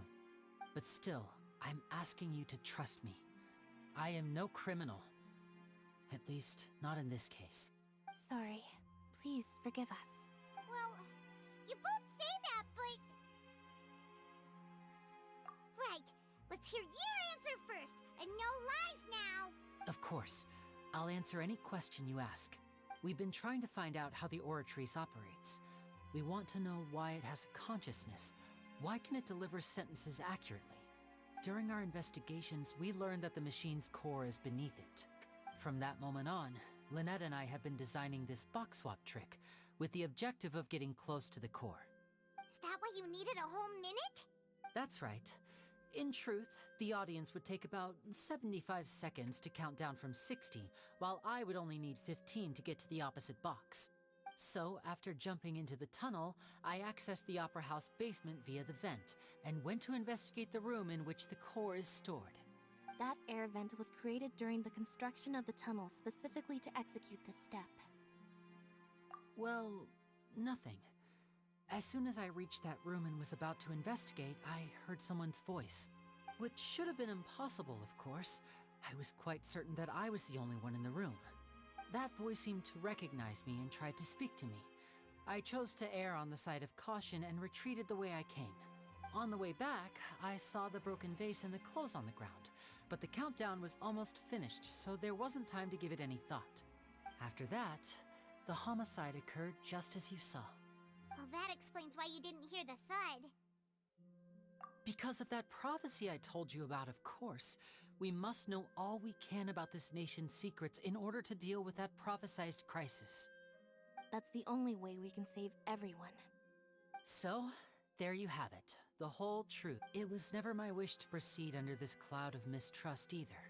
But like I said earlier, you can be the judge. If you want to leave because you— Well, Traveler, you decide. Paimon will follow your lead however you choose.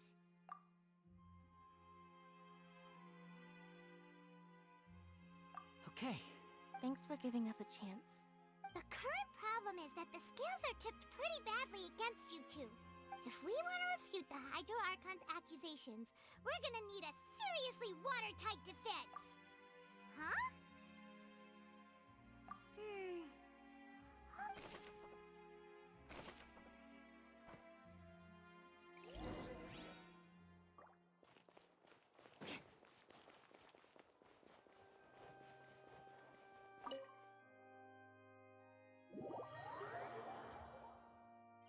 This is getting good.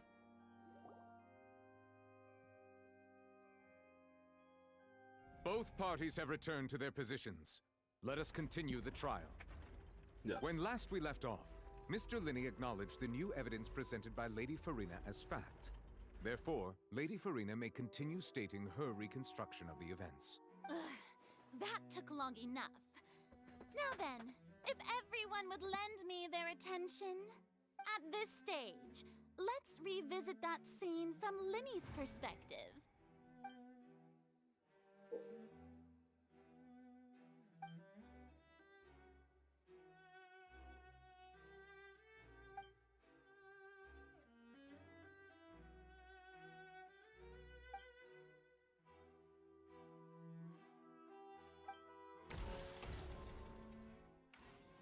Okay. As the countdown began, he entered the tunnel. Okay. When the flatbed trolley passed, he opened the box and got into an altercation with Halsey, which caused the loud thud. He did not realize that the sound could be heard by everyone in the opera house, which is why he claimed earlier that he could not hear the sound. Finally, he used the vase to knock her out, before making her change clothes to prevent others from recognizing her. At this time, Cowell arrived in the tunnel, having heard that strange noise, and caught Linney red-handed. So Linney proceeded to knock him out too before stuffing him into that box. Afterward, Linney passed the unconscious Halsey to his accomplice through the magic box in the audience stands, before operating the devices such that Cowell's death would be ruled an accident. And there you have it. That's the truth behind what happened. Yeah, he sure has some holes in it. Does the defendant's side have any objections to Lady... The key to refuting Lady Farina is the order of events, what Linney experienced, and what he saw.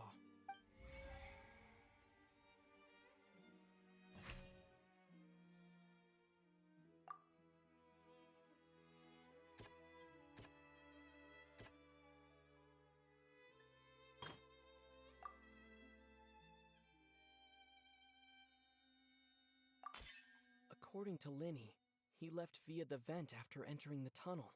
He couldn't have had that altercation with Halsey.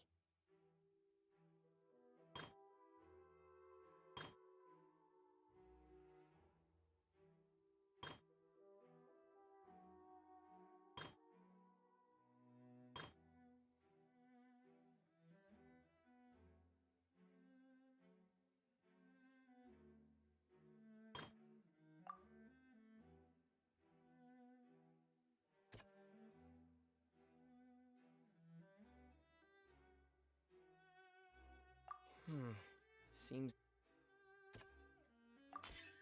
Linney went to the room that contains the Oratrice's core. This is the actual truth.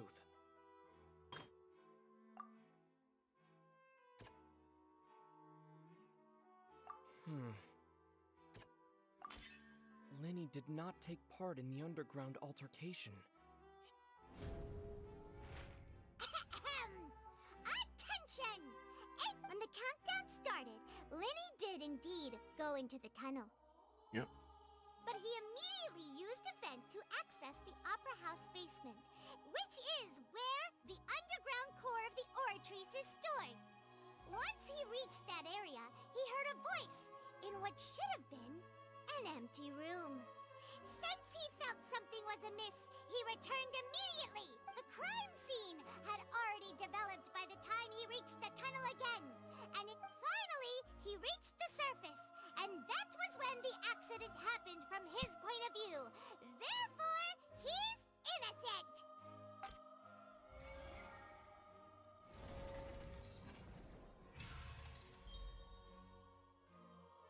Neat.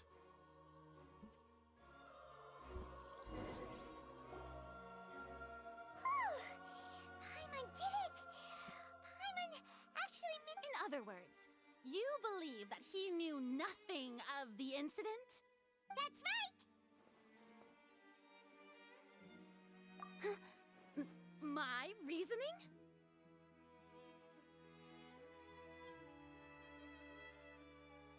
If that's the case, then if Cowell hadn't entered the tunnel, who was the entire setup meant to kill? Assuming that what you say is true, Linny only needed to kidnap the young girl to cause a new disappearance case. What would the point of killing someone on stage be? Oh, they have a point. That's right, you tell him! And well, your denial is very strident, I'll give you that. But what proof do you have to back your claims? Of course I do. If he had been in the magic box the whole time, how could he have not heard that sound? Why do you ask? You're saying that he wasn't?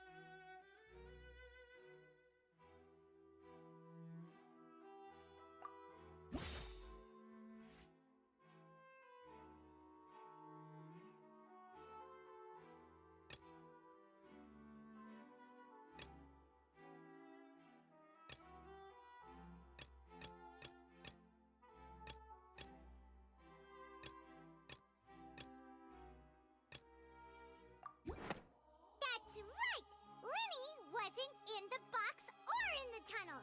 That's why he didn't hear anything strange during the performance. This means that when the crime happened, Linny had already entered the basement via the vent. The same clue you used to disprove his alibi has now become the best proof!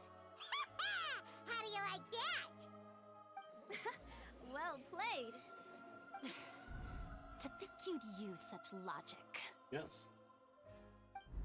Well then, if it wasn't Linny who committed the crimes, then who was it?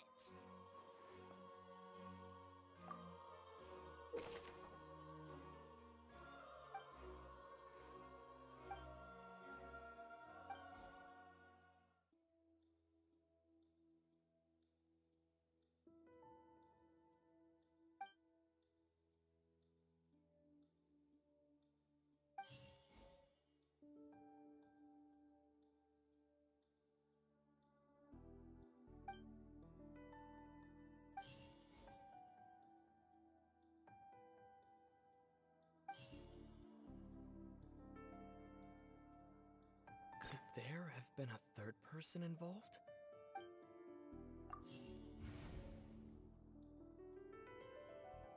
The deceased's name is Cowell, Linny's assistant.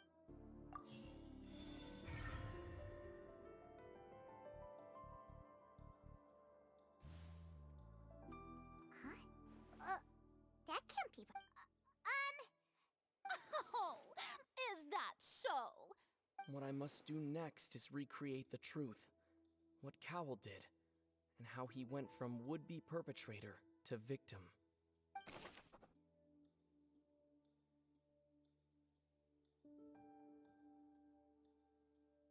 Linny was not in the tunnel at that moment, which gave our criminal.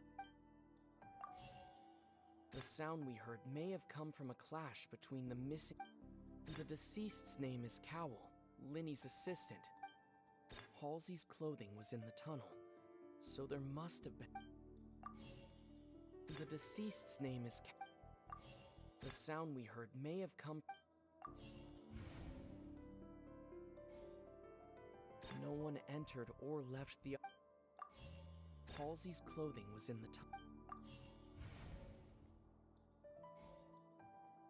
would have been tough for both. No one entered or left the.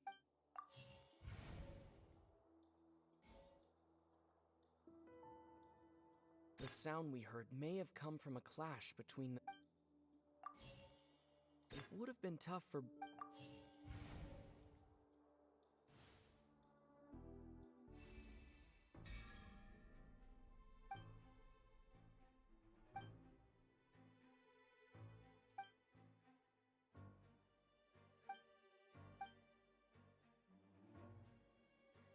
What's wrong, Traveler?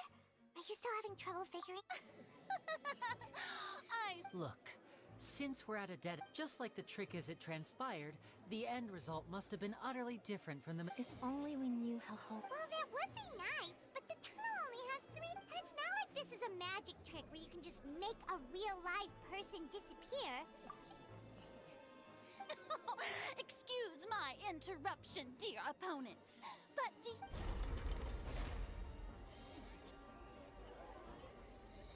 If the defense is unable to make further effective arguments, we will move on to the next stage of the trial. Linny was not in the tunnel at that moment. The sound we heard may have come. The deceased's name is Cow. The vase was not broken by chance. It.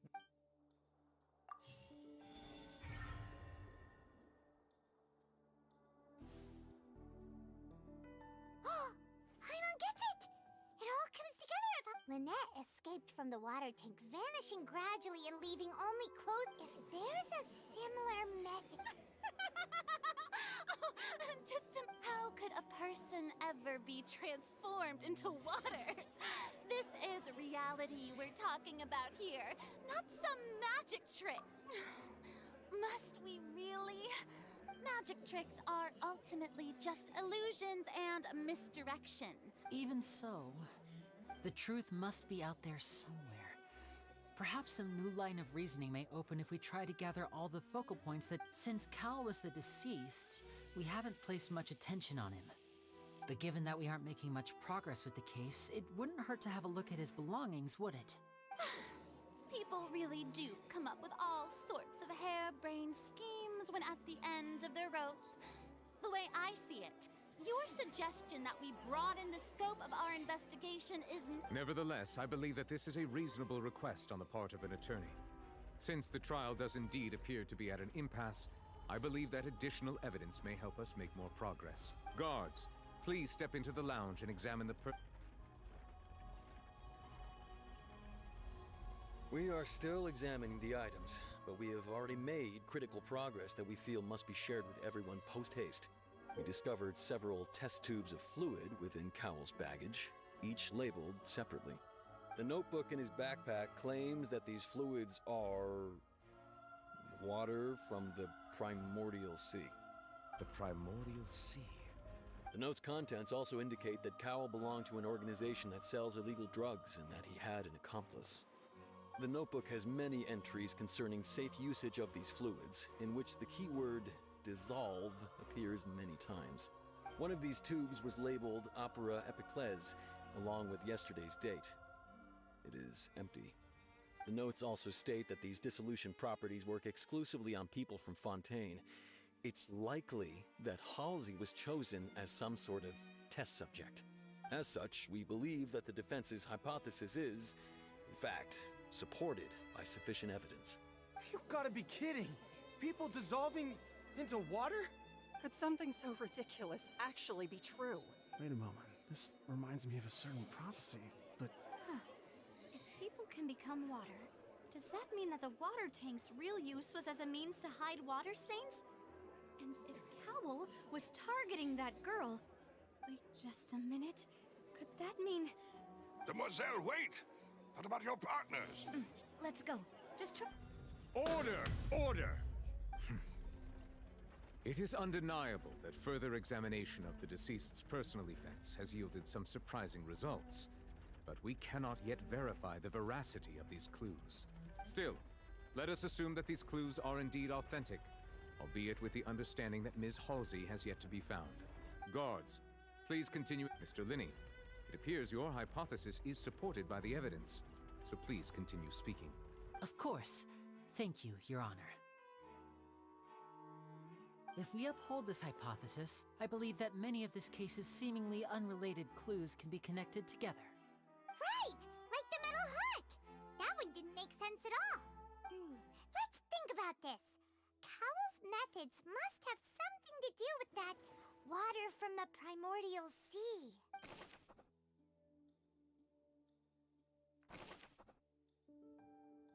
The deceased's name is Cowell.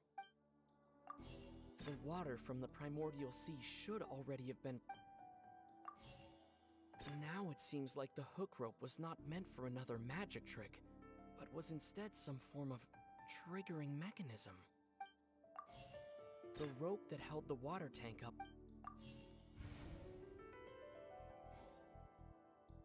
I remember there was something else within the inner layer of that box. Lynette was in the magic box on stage the entire time. The water from the primordial sea...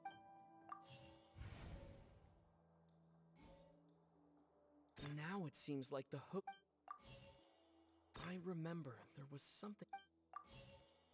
Lynette was in the magic box. The rope that held the water... I remember there was... The water from the primordial...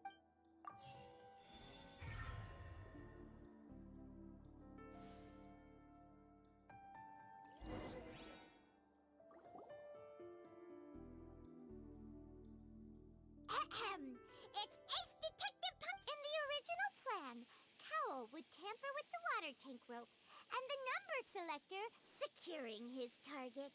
When the magic box containing Halsey was lowered, the metal hook would retract gradually and pierce the balloon at the top of the box. When the balloon attached to the box popped, the water from the primordial seed inside. Afterward, Cowell would enter the tunnel and break the flower vase to conceal the water inside the tunnel, with the remaining evidence being covered up by the water tank on stage. But he encountered something unexpected in the tunnel and wound up being fatally hit by the same water tank he meant to use to cover his tracks. Huh. That does make sense. That actually links together a lot of the more confusing pieces of evidence. Oh dear, what do I do? Even I think they sound convincing now. Have I falsely accused an innocent person? What a humiliation. Now, it seems like the only point of contention remaining is the exact circumstances that led to Cal's death.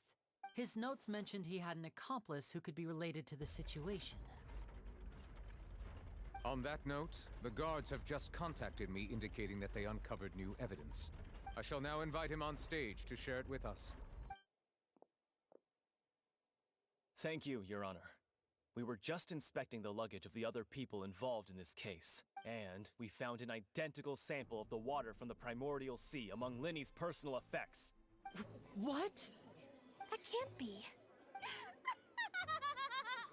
Does this not clear, my dear citizens, my lord? Linny did not need to take part in the dissolution of the young woman at all. Indeed, he, having made modifications to the props beforehand, his accomplice Cowell then caused Halsey to vanish using the... But upon his return, in cruel avarice, Linny desired ultimately, he knocked Cowell out, and the tool meant to cover the crime up also be... Now, as much as I regret having come to such a viciously... Am I right, Mr. Linny? No.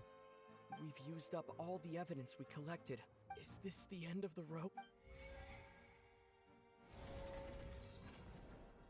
Oh no! Seems using the water as new evidence. I think we've all seen enough. I believe this is indeed the finale. Now then, my good, noble... Excuse me, everyone. Miss, I must ask you not to shout and to respect the ongoing legal proceedings. Oh, come on. Don't be hasty. I have a good reason for interrupting, you know. Now, would anyone here like to take a little break from all this debate? I'll show you an amazing trick. One that can bring a young woman who has disappeared back in the flesh, right before your very eyes. Please. What in the world is she... No offense, miss, but miracles like... Come on now, don't be silly. Magic is all about misdirection, isn't it? It often... Once everyone believes the illusion, can't magic reveal the truth to them once again? And wouldn't such a trick be the most marvelous Come on, Lenny and Lynette. Give it another go. But, as the magic makers and stars of the show, I understand.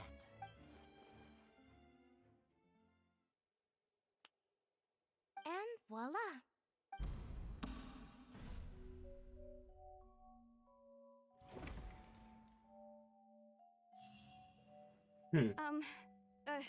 Sorry for the interruption.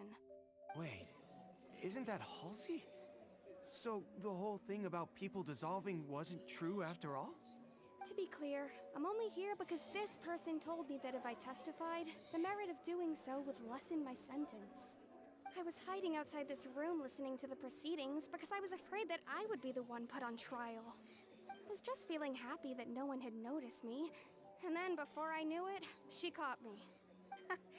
that'll teach you to underestimate us three. Where should I begin? I'm sorry. I'm the one who killed Cowell. I admit it. What? Why? Firstly, my name isn't Halsey. It's Lillian, and I'm originally from Mondstadt. I heard that Linny's show was gonna be a real thriller, but I missed the chance to buy a ticket, so I stole one. That's how I make a living. I steal stuff here and there. And I'd never been caught before. But I was noticed at the harbor a few days ago, and I barely got away. Lenny was the one who caught me in the act. Hey, no wonder you look familiar. So you were the thief! Liddy even mentioned that you were pretty skilled. Well, and I thought that would have been the end of it, but then the number selector chose me. He even mentioned the Fortress of Meripede. That's a prison, isn't it? So you can imagine how shocked I was. I thought he was onto me for sure. So I played along with the show while looking for an opening to flee, but then I got water poured on me for no reason, and then someone jumped into the tunnel to nab me. I wasn't going to take that lying down, so I knocked him out and stuffed him into the box. There was nowhere to run from there, though, so I had to change my clothes and hide in a box containing performance costumes. I slipped out after the first guard arrived at the scene and continued hiding inside the opera house. Can a person even hide in there?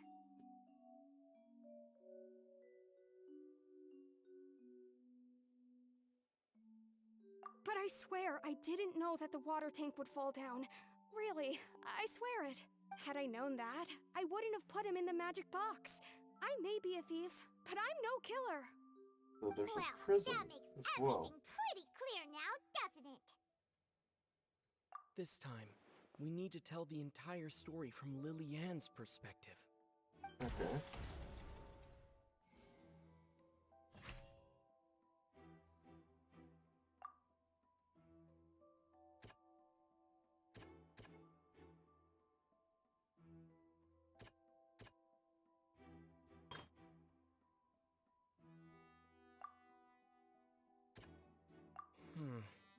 No. The strange sound.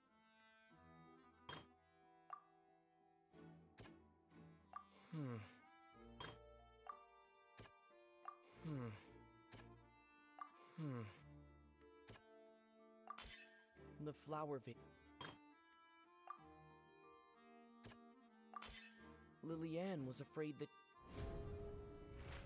And it's ace detect! Having been selected, her panic only intensified. Hearing the commotion, he did not know that, mistakenly believing the two broke the with no way of escape.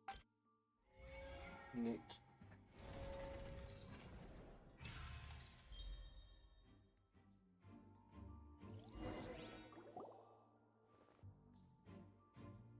She go through guard inspection if she tried to leave afterward.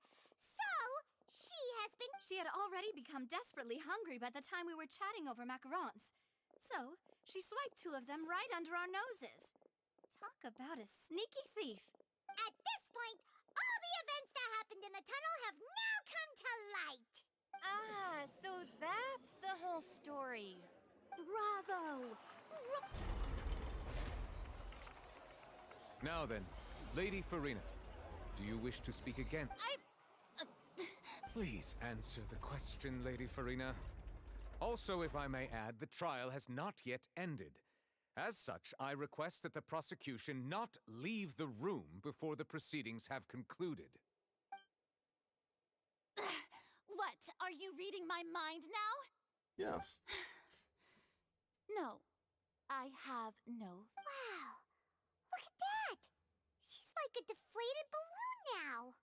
So she If there are really no is paying. objections, then as the Chief Justice of Fontaine, I shall once again repeat the full sequence. The actual perpetrator of the serial disappearances, with some modifications to the selector, he could ensure that the pre-selected young woman would be chosen. To cover up any evidence while committing the deed, Cowell thought of allowing the water tank to fall, which would conceal the water left behind after the young woman was dissolved. He also tampered with the rope suspending the water tank, using the fireworks at the end of the performance to cause the tank to drop. He poured the water from the primordial sea into a balloon during the preparation of the magic box, and stuck it to the box's lid. Finally, he passed the prepared hook on a rope through the gap in the magic box's door when bringing the young woman to said box. When the magic trick officially began, the box containing the woman was lowered into the tunnel, tightening the hook rope and bursting the balloon containing the water. If all had gone to plan, the young woman would be dissolved at this time. However, Lillian was not from Fontaine, and thus fled the box with a loud noise. Realizing that there was trouble, Cowell entered the tunnel and met Lillian. Thinking that the waters had That's a not yet creepy taken mask effect, in the dark. he decided to proceed. However, his opponent was more capable than he thought, and he was overcome, knocked unconscious, and placed into the magic box, and thus became his own final victim. Lillian, according to her own statements, then changed clothes and hid until the performance ended, before hiding in other parts of the opera house. As for Linny, he was in the underground structures within the opera house, and was thus ignorant of these happenings. From this reconstruction of events, we can conclude that Linny, the accused, is in fact innocent. While there is much in Linny and Lillian's conduct that should still be investigated separately, this case, at least, can be handed over to the Oratrice to make the final decision.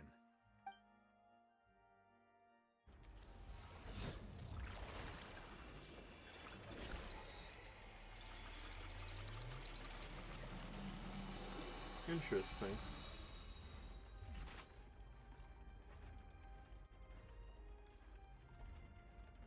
As such, Linny and Lynette are officially declared not guilty. Great work, partners. Thank you all.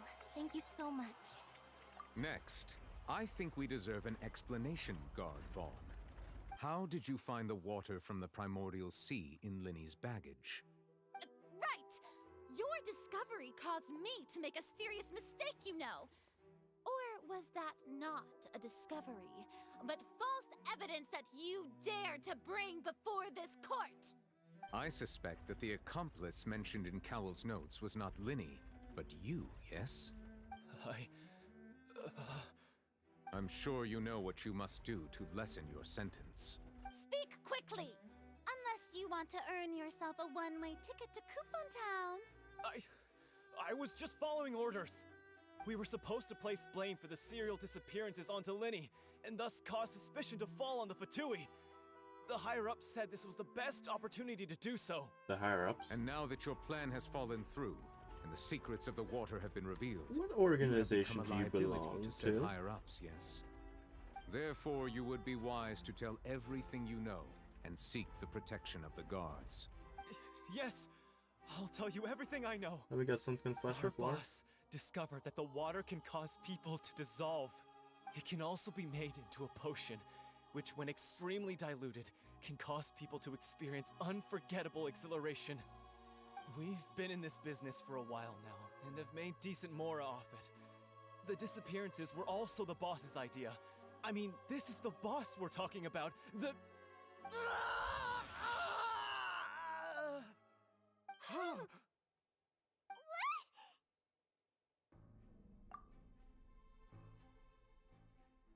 And now he can no longer talk. Such ruthlessness. I shouldn't have expected any less of them. An outrageous act.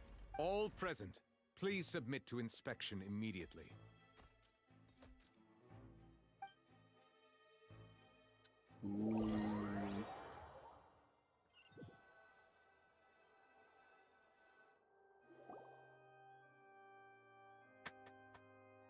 So, we're just going back now? That's... Traveler, Paimon! Please wait. Lenny... I know you may not want to speak to me right now, but still. Let me thank you again for defending me to the end. Even after you, I guess. But I didn't approach you with any ulterior motives or ill intent. I've spoken to you as myself, just plain Linny this entire time. As for why I'm a Fatus, it's because the goals of the House of the Hearth align with those of an orphan like me. That's all. That was how Father, who you might know as the Knave, approached recruiting us back then too. The Knave? The one who controls the House of the Hearth? She's your father? That's right. And since we're here, I was wondering. Back when our parents first died, Lynette and I were left wandering the streets. To survive, I took to surreptitiously observing an older street performer who did magic. It took me several days to figure out how he pulled off his amazing tricks. I took my sister through several streets until we found a crowded corner, and we began to perform magic tricks there. To my surprise, we proved to be pretty popular, and we could at least stop worrying about where our next meal would come from for a time. But before long, an aristocrat came to me and claimed that— So you went from orphans to nobility just like that? That was how we felt at first too. As if fate was on our side and we could say goodbye to those painful days. But I gradually discovered that while we were called foster children, he was really after my talent for magic tricks. He would constantly take me to all sorts of banquets to garner attention, which he would then use to expand his social circles. That doesn't seem too bad either. Better than roaming the streets at any rate. It took a while for me to realize just how dark his heart really was. After one particular performance at a banquet, I discovered that Lynette was not on the same return vehicle as me. I waited a long time after we returned home, but she did not come back. The answer he gave me was, she caught the eye of the most eminent person at the banquet, so I sent her over as a gift. I mean, you'll be able to perform your magic regardless of who your assistant is, yes? Oh no. But wouldn't Fontaine's laws deal with such people? As far as outsiders are concerned, this is a relationship akin to adoption or foster care, and they have their ways of escaping the eye of the law. I managed to ferret out the location of the mansion of that so-called eminent person and hurried through the night. But by the time I leaped over the walls, avoided, all I saw was the moonlit ground covered in blood, and the Knave standing there in the darkness. So, she'd already taken care of that guy. That's right. She had rescued my sister before she could come to any harm, and had even discovered several girls hidden in a basement, all of them orphans. Father, I mean, the Knave, might have seen something in me, and so she made me an offer. The House of the Hearth welcomes you, for your interests align with ours. Here, none will ever betray you. Indeed, betrayal shall never be permitted here. I was hesitant to trust her. I mean, I had just been betrayed by nobles, but she was also quick to destroy the noble who had taken us in at first, giving us back our freedom. Oh, so that's how the two of you joined the House of the Hearth. She has her own plans. She has gained permission from the Sarita to first use the Gnosis' power when she obtains it. She plans to use it to find a way to break the prophecy and save Fontaine. So, she believes in that prophecy too? That's right. The whole House of the Hearth is currently working to combat that crisis. Today's case has also proven that people from Fontaine can indeed dissolve into some sort of water, thus further supporting the prophecy. All of us house members here, Lady Arlecchino herself included, are from Fontaine. We won't give up on defending our homeland. To us orphans, the only connection we have left to this world, apart from our family, is our homeland. So, from small deeds like distributing magic pockets to huge schemes like stealing a Gnosis, everything is aimed at dealing with that prophecy. I'm an icon. It's all right. I understand. The only thing I can do is relate all this to you. I just hope you can understand that even as a member of the House, I have never stopped making my own decisions, and that I believe what I'm doing is right. If you should need anything at all in the future, feel free to find me. I will do my best to help you, as plain Linny.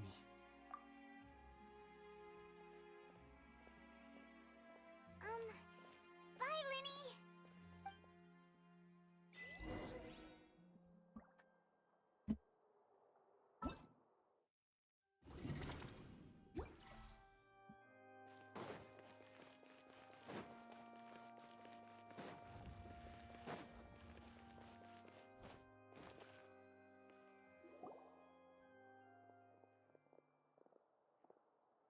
Hey there! What was with the disappearing act you pulled right as the trial ended? Were you looking for us now? Well, this whole thing isn't exactly over, is it? I do feel that we're getting closer to solving the serial Huh? What's wrong, my dear partner? Besides, are you sure we're the ones who can And given that there's new evidence from the trial, there should be a trail of breadcrumbs for the Hydro... Ah, I see. Well, I won't lie. Sorry. Don't say that now. Aw, and we were having so much fun investigating with you, too. It was like having new... Sorry. Wait, shall we have a farewell meal? You know, to commemorate our time as partners? Huh? Do we really need to get that formal? Well, guess you really did treat us as partners, huh? Well, I'd just like to have a proper ending to every important memory. Anyway, it would just be a meal, so it shouldn't take up too much of your time. You don't have to Oh, wonderful. All right, then. Woohoo.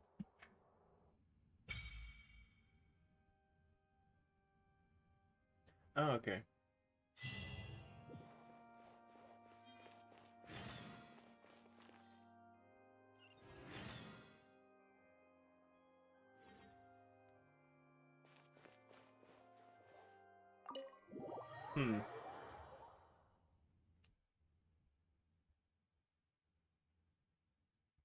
Okay, so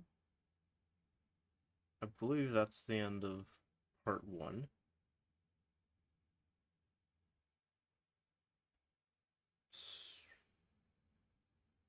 But at the same time, doesn't feel like it, given what was in the trailer.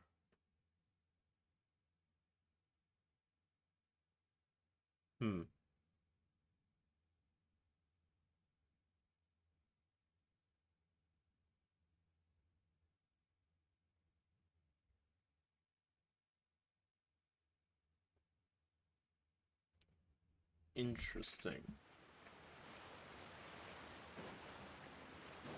Okay, and then we can put Hydra sigils in there.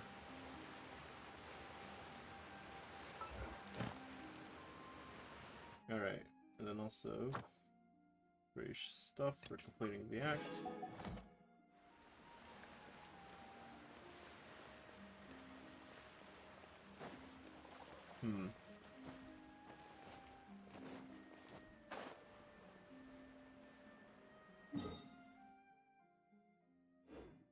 Okay, this leads down to those two.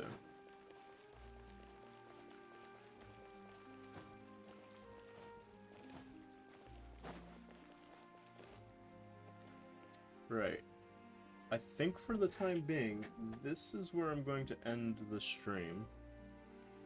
Though I will definitely stream again before the end of the update. Though not sure when or what that stream would be. But yeah, thank you for everyone who came out and watched my stream.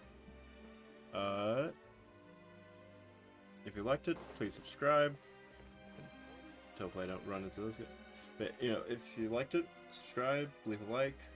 Would be greatly appreciated. Comment. I like reading comments. And yeah.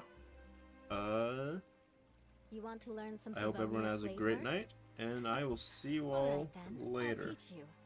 Oh yes, I'll teach you all right.